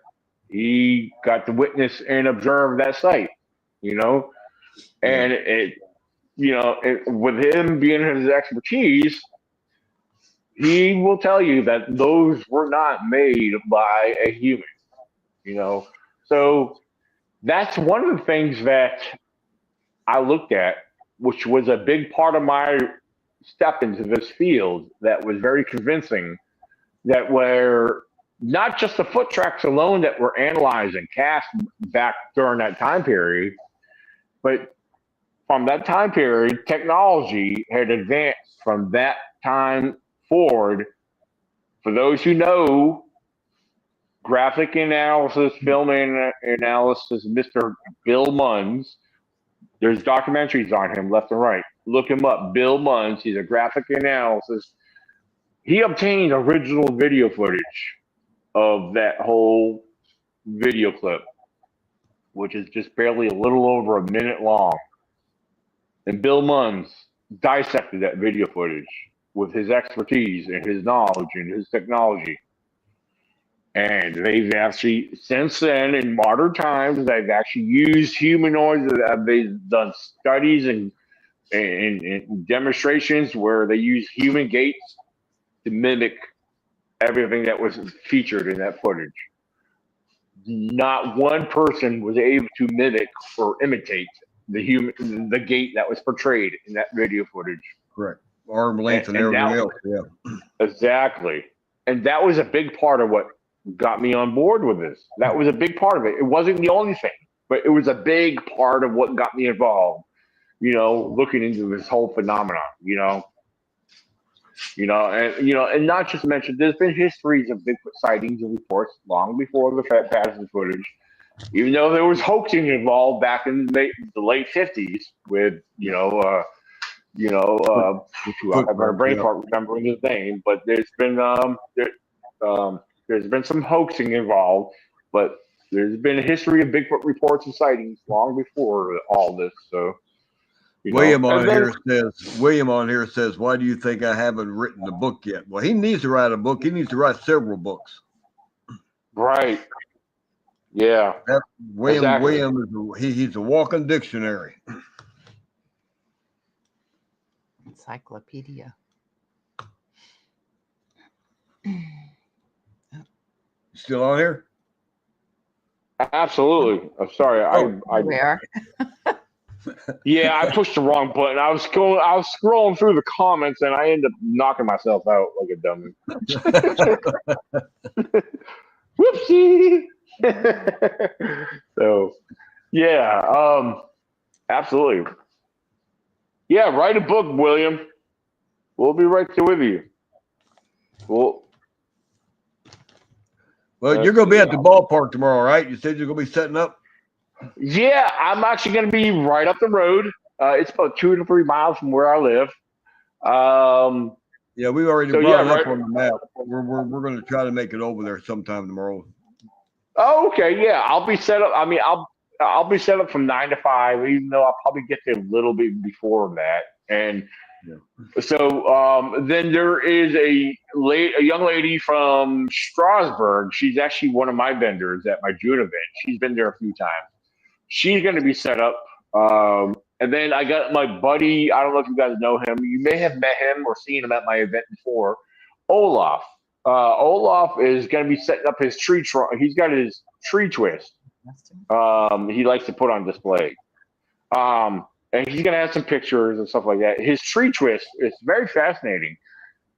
He comes from Culpeper. He lives in Culpeper, but that tree twist is from the Uwharrie National Forest in North Carolina. So he's going to be down there. So I'm going to make sure all three of us are set up beside each other. It's at the old Cremora Community Center, and right there in Cremora. And like I said, this is like 2 to 3 miles up the road from where I live, which is great. So now I don't know how many vendors they're really going to have there. So I'm hoping I make some money because I am broke. I am really literally broke. So I got my merch. I got my vehicle already loaded, all that good stuff. What kind of activities are they having? It's mainly, what it is a youth baseball opening season. They're going to have several baseball games there. And that's basically what it is. The girl who runs and organizes it is the Cremora Athletics Group. She's been reaching out to me. She wanted me to set up last year, which I don't know what was going on. I wasn't able to. So, and I was like, when she contacted me this year, I was like, yeah, go ahead and put me down. I'll come up there and set up, That's another thing. I meant to print out some flyers, and I haven't done so yet. I don't know. Hopefully I can get them done before it's too late. Because I wanted to present some flyers to put out to the public tomorrow. If anything, I'll print something out, and maybe I'll show them on my phone if I don't get printouts. Because we have a printer here, and I have flyers made up online that I shared publicly. I meant to print some out here at home, and I never done so yet. So I'm hoping I can get some made up here. So I meant to do that earlier today when I had time, and I wasn't even thinking about it. So, but I want to promote the event for June. So, because I think June's going to be a big event, considering that we have the Medieval Renaissance group doing demos and battles. So, yep. I think this year is going to be very interesting and very, very fascinating. I got some good people coming out to this event. I got some great vendors signed up. And while we're live here, I actually had emails coming through for more vendor opportunities. So I'll have to get back to them here shortly. So, but the inside vendor spots are pretty much full. We've been working on the outside vendor spots. So, that's another thing. Outdoor vendor spots, we're filling up. We're just starting to fill up outdoor vendor spots. I only got a few set up for outside. We have plenty of space for outdoor vendors. So if you're a vendor and you want to set up here in Virginia, just reach out to me. Send me an email at ecbro98@gmail.com. So, and then for those who've been listening through the beginning of this episode, we've had a good steady flow of viewers. There's some content on here that we did not get to discuss, which we will present this on our next podcast. So it won't be next week because I'm going to be out in the woods with my grandson. So next week, I'm taking my grandson camping and we're going to go look for Bigfoot. So, yep. So, yes. Have fun out there. Yes, You all be careful. Yep. Oh, absolutely. Absolutely. And then that's another thing that reminds me because you were talking, we brought up this earlier. We were discussing on like having a weapon with us, me and my father were discussing this. I carry my 9mm most of the time. A majority of the time I carry my 9mm because I have 2 magazines that are fully loaded and they each have 17 rounds in each magazine. My father was like, yeah, but you know what happens if there's a big bear or something like that? He says, wouldn't you want to take your 44? I said, yeah, that would knock something down. But this is my thoughts. This is my mindset. I'm going to have my grandson with me. A 44 Magnum, it's a 44 Smith & Wesson revolver. There's really no safety on that thing. I'm thinking about safety purposes, I mean, push comes to shove. If I had to run away from something, we're going to be at the campsite. Let's get in the car and run, drive off. Right. But I mean, I got 2 rounds of two 17-round magazines. I mean, something's got to give. But I mean, I feel pretty safe out there on the most part. I really do. With black bear, you should be pretty good with the 9mm. 44, you'd be good to get off one shot because you get back on target. That's a pretty powerful weapon. If you don't hit them just right with one shot, you're not going to stop them. But with the 9, you can unload several with more control. Now, you don't have it loaded with hollow point, do you? No. What's packed in my 9mm that I usually carry, they're full metal jackets. So yeah. But they're not hollow point. They're ball ammo. Yeah. They're not hollow points. Yeah, they're full metal jackets. Yeah. You don't want hollow points on a bear. You want something that's going to get some kind of penetration. Right. Well, and here's the other thing too. A lot of people don't realize, like, most of my experience, a lot of people should know this if they haven't enough experience with bears, period. Black bears in general. Yeah. Usually, like, you just fire a shot, or you can make a bang stuff together and make noise. Bears will run off. Every experience I've ever had with black bears, they're very shy and skittish on the most part. They will run off if, like, I've camped out there in the woods out there in the National Forest up by Elkhorn, and waking up early in the morning, I swear, I promise you, what was on the outside between me and the wall of the tent, I know, like, after I realized what I was hearing outside of it, there was a bear right outside my tent.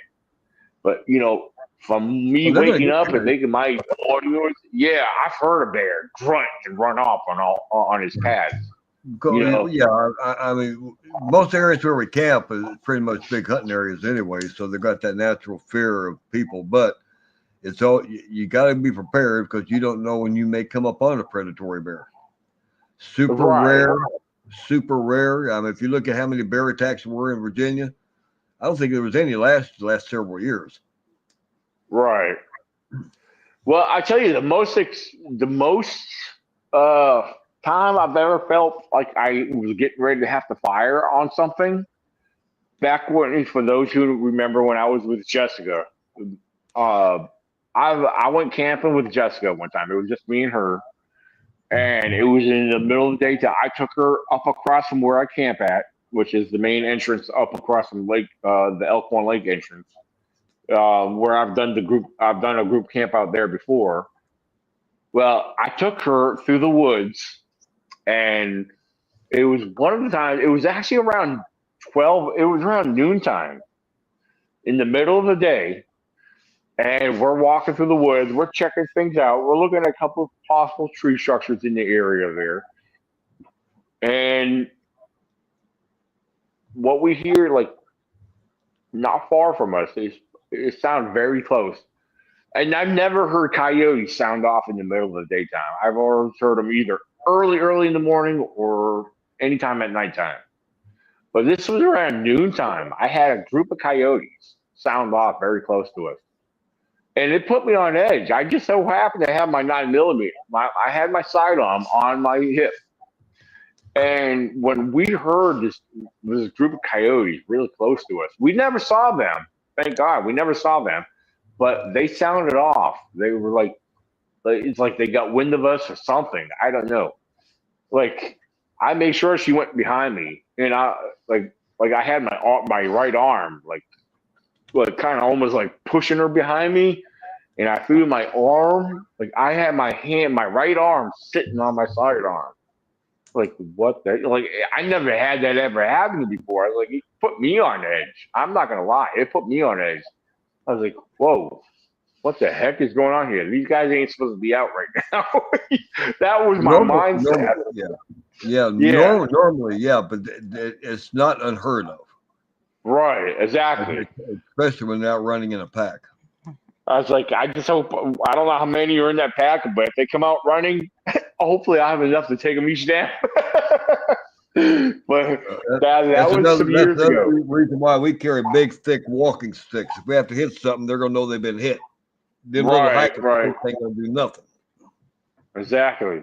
But I never had no, I guess you could say I never had no negative experiences out there. No. I've had things that kept me on edge and, you know, made me more alert of my surroundings. So, well, that's a good thing. Yeah, absolutely. but you can't let it control you, though. You still got to get out there. I mean, something can happen to you running around the middle of town, but just people alone. I mean, that's, you know. Oh, for sure.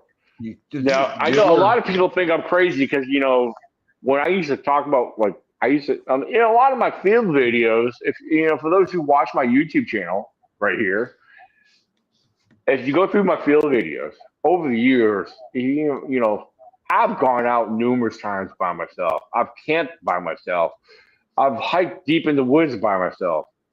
And, you know, and for many years, I mean, knock on wood, nothing's ever happened to me where I've ever had to defend myself. But with that being said, I've been out in the woods and camped numerous times alone without having a sidearm. You know, the most I've ever had was maybe a Bowie knife. You know, I've always kept a big knife with me, you know, and yeah, it's a hiking stick or something like that. But I've been out in those woods and very few times I've ever felt vulnerable. You know, so I can't complain. I mean, I got to count my blessings. You know, like I said, I never had no bad experiences out there, you know, without a sidearm. But ever since, chances are you probably never will. Look at the people that walk the Appalachian Trail every year. They don't carry sidearms. You don't hear about people getting attacked by wild animals and stuff like that. It's a two-legged type that they had problems with. Right, that's true. And a lot of the, I'm glad you brought that up because a lot of the Appalachian Trail hikers, a lot of them usually hiking at least a pair or two. Most of them, not, you know, I'm not saying all of them do, but most of them groups, they hike and travel in a pair, or if not, maybe more. You know, a lot. But there's also a lot of single hikers out there too. They have their own YouTube channels on YouTube. If you look them up, they go out by themselves and hike like that. Right, exactly. So I mean, you got all types. Yeah. Thing of it is, you don't hear about wild animal attacks up in there. As far as, like, I'm not saying it hasn't happened or will not happen, but it's more the two-legged types you got to worry about than the actual wildlife. Yeah, because you never know who's lurking out there and living up. You know, I often think about that myself.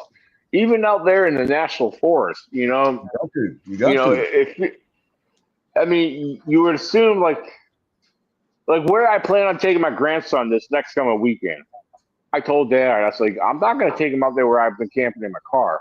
Because there's I'm going to tell you, for those who don't know Virginia very well, the George Washington National Forest, where I've been car camping at, that section of the National Forest, there's too many drug addicts and weirdos and riffraff, that patrol that area.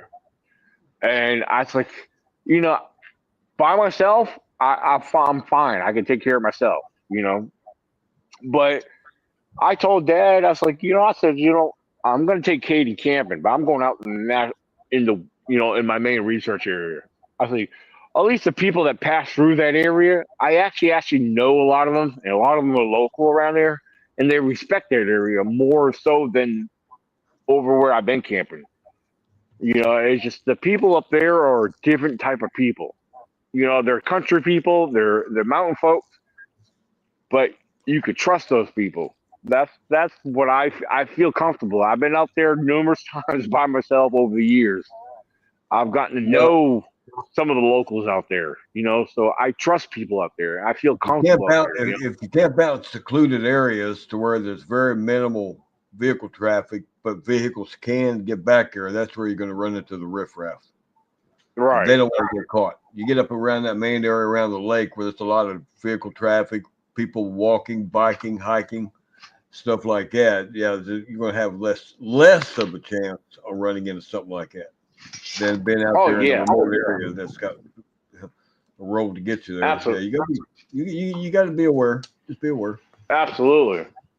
You don't carry any bear spray, do you? No, I've actually considered that. Not just for bears, but for idiotic people. Exactly. Even for bears, it's not 100%. Some bears may not affect, but it just gets you that extra tool against people too. And, well, besides bear, also against people. Yeah. If you're not worried about doing it for bear, you can go to gun shops and stuff and buy bear spray. I think Walmart. There's different stores around here that you can buy the type you can just put in your pocket. Yeah. Oh, yeah. They make the small ones. Yeah. Like I was concerned in getting something that I could at least hook to my backpack or something, but that at the same time, like I really seriously considered having that as a backup because, if you encounter an strange individual out in the woods, really, do you want to take a shot? You don't want to shoot nobody. That's the last thought or intention on your mind, unless you have to necessarily defend yourself. But, something like some very strong bear repellent spray would be ideal, but so, I would, if I can find some good bear spray. Yeah. Even if you could just get a personal defense for something like that, just you can carry it in your front pocket and have it ready right there against the person if you need to. I mean, just make sure it's got at least 10% more of pepper in it. You don't want to get the low. You want to get a good quality brand, and they don't cost that much. Yeah. In Virginia, you're allowed to have it. Oh, absolutely. In Virginia, you can. Yeah. So I've actually looked on Amazon. Surprisingly, you can get bear spray. Stay away. No. Well, yeah, I mean, you can do what you want, Daniel, but I tell people if you're going to do stuff like that and your life's going to depend on it, don't do it off of Amazon. Go to the actual outdoor websites here in the States where I got mine from. Where you're going to get the real stuff. You don't know what you're getting off of Amazon. You might be getting a container full of water. Right. That's true. No, I'm glad you brought that. You said that. Go. I think I got mine at Sportsman Outdoor. Now that stuff ain't cheap. I mean, I got I think an 8 ounce and a 10 ounce as a kit, and so it was like $60-some. But again, you're getting the real stuff. You're not right. If your life, I tell everybody, if your life is going to depend on what you're buying, do not buy it off of Amazon because there's people on there that will say that their product is from a certain company, but it's not. All they're doing is referencing that company. No, be careful. Not when your life depends on it. Spend the money, go to a legitimate site, outdoorsman or whatever, stuff like that sells stuff like that. That way you're getting the real stuff. Yeah. That's funny because there's one local shop that I have. It's over in Fishersville. It's where me and Dad bought our 44 Magnums. And that'd be fine. Yeah, that'd be fine. Yeah, too, they have a lot of hunting. They deal with a lot of hunting stuff out there. I mean, they have. One thing I've learned about that place, you might pay a little bit more money on certain products and certain things over there, but they have what you need. So I may consider, I may have to go pay them a visit. They're over in Fishersville, Virginia. Oh, right outside. They're actually right outside of where the expo is, where you and Melissa came to the expo. Dominion Outdoors. See what they got to offer. But don't buy nothing off of Amazon if your life is going to depend on it. Do not do that. Right. When it comes to weaponry and stuff like that, I've always bought stuff like that. When it comes to, of course, I've always paid. The only time I ever bought a gun online is actually at a gun shop from Harrisonburg. They have an online site. I ordered a gun through them where I had to go pick it up at their shop. So which was you different. got them as backup. That's fine with that. But directly from Amazon or Temu or something like that, don't do that. No, oh my God, not when your life depends on it. But anyway, it's again, even for bear spray is not 110% going to work against any bear. It does most of the time. Because you got the time and distance factor, how close are they to you before you can deploy it, and make sure you're not hitting yourself in the face with it. You got to pay attention to wind directions. There's different variables on there.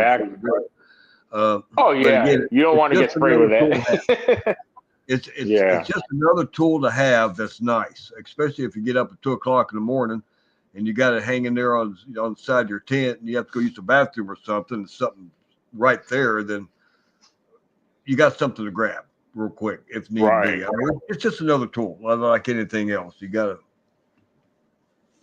do the best you can. Absolutely. Oh, for sure.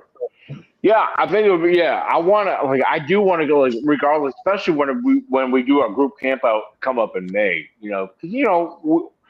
Even back in October, or anytime we've all camped out together, we never had no negative experiences out there. But you just never know. You got to be prepared, Exactly. So, so with that being said, I do want to. I mean, I'll always have my sidearm with me. Don't get me wrong. I will always have a sidearm. You got that right. But I think having something like bear or like a really good strong bear spray would actually be a good addition to have, out there. Just another tool. Now they expire after a couple. As a matter of fact, I think I need to reorder because the ones I got has a 2-year expiration date. It's probably still good, but they put expiration dates just to make sure that if you need to use it, it's going to be as effective as when they first put it in the canister. But okay. I see. I didn't know nothing about that. They do have expiration dates. I think the ones I had is like it's good. They say good for a minimum of 2 years. Yeah, it's probably still good, but I will still keep it. I'm not going to throw it away, but I think I might need to order a couple of new ones. Okay. Yeah. All that's got expiration dates. It's got pepper in it, and that's almost like my. It's just like fire extinguishers. It's under pressure. Right. Exactly. A lot of pressure. Plus I guess you would encounter or imagine the potency of the mixture that's inside the container itself. If you buy actual bear spray that's pretty much set, you're going to get some more. It's a lot more potent than the stuff you buy to use on people. And it will tell you, it will give you the specs when you look at it. It's on the can or the website. If you look at it on the website, it'll tell you what the specs are. But I'd rather have it and not need it than to need it and not have it for around camp. Right. I ordered a couple of snake tongs grabbers. Oh yeah. That's just for around camp, not to take out hiking. That way, if a rattler or something or copperhead we do find in or around camp where we're camping, we're not trying to fight it off with sticks and everything. So I got me the snake tools to be able to pick it up and move it out of the area. Well, as you know, a couple of years ago, what was it, a year or two ago, we've been very fortunate where we actually came across where we walked across and stepped across a rattlesnake and didn't know it so Melissa hit it with her stick. the one I took a pictures of. But I didn't get these to carry hiking. It's just for in camp only. Right. I'm not going to carry those around because there's no sense in that when you're out. It's just for around camp. See something around the tent, around the vehicle or whatnot, and you're not ain't no sense. You don't want to kill them because timber rattlers are protected anyway. And if I'm mistaken, copperheads might be too, but I'm not sure about copperheads. But I don't want to kill somebody. I got the grabbers and another tong that we can pick them up, just move them out of the area and let them go on about their way. I don't want to be picking up a stick and trying to do it. I'll just have the proper. They didn't cost that much. Like I said, it's just another tool. I'd rather have it and not need it than to need it and not have it. Right. Now I've had experiences with all kinds of snakes. You know, I mean, the only time I've ever had encounters with rattlesnakes is when I've been with you guys during our group camp house and while we out hiking. Yep. Now I've had I've been out in the woods where I've encountered black snakes, which, you know, I know they're non-venomous. Like your king snakes and rat snakes, they're non-venomous. But I hate snakes to begin with. But we get them around the house. I just pick them up and take them down to the river. Oh yeah, I've seen them out in the woods numerous times. They're up around Elkhorn Lake. Yeah. I've encountered them up close to where, like, okay, now keep in mind, I'm somebody, I will not touch a snake, and I hate snakes, but at the same time, I'll get so close to them just to watch them. I find them very, very fascinating. They're like so cool, you know. Oh yeah. Like I'm not afraid of them. I'm not gonna go pick it up with a viper or nothing like that. That ain't gonna happen. That's what I got for.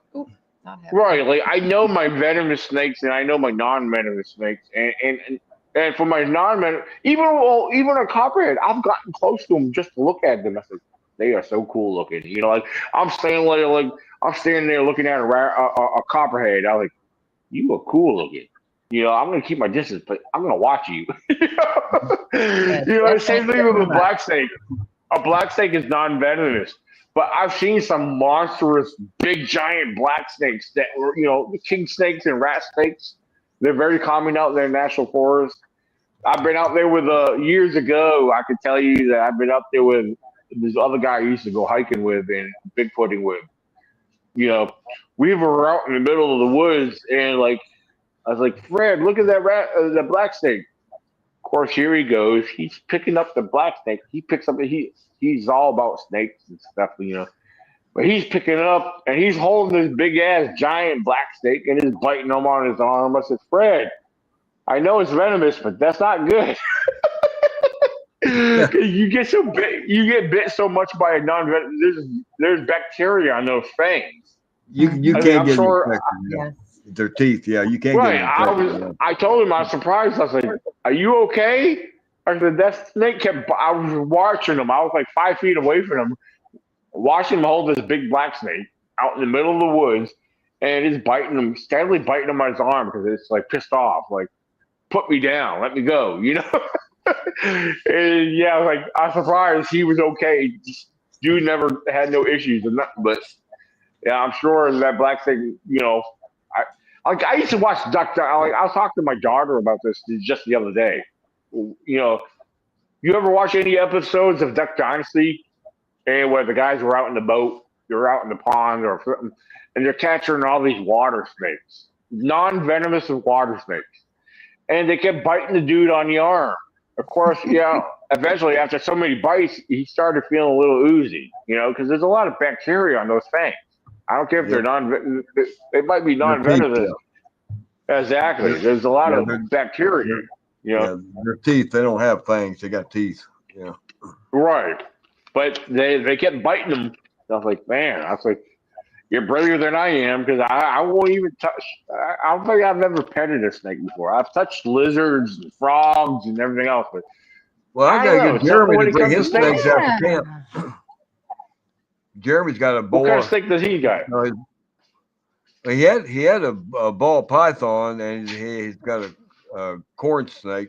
Mm-hmm. Did one of them just die? Lucky died. Which one was He that? was a reticulated ball python. Yeah, okay, he finally passed. Yeah, he passed finally. He was a rescue. See, like I said, I've held lizards and all kinds of other whatever you want to call them. I mean, but if it's a non-venomous snake, I mean, I'm not afraid to touch a snake if I understood it. If that makes sense, you know. We need to tap into the other part of your manhood and get you to hold one more time. Come on now. Hey, I'll do that.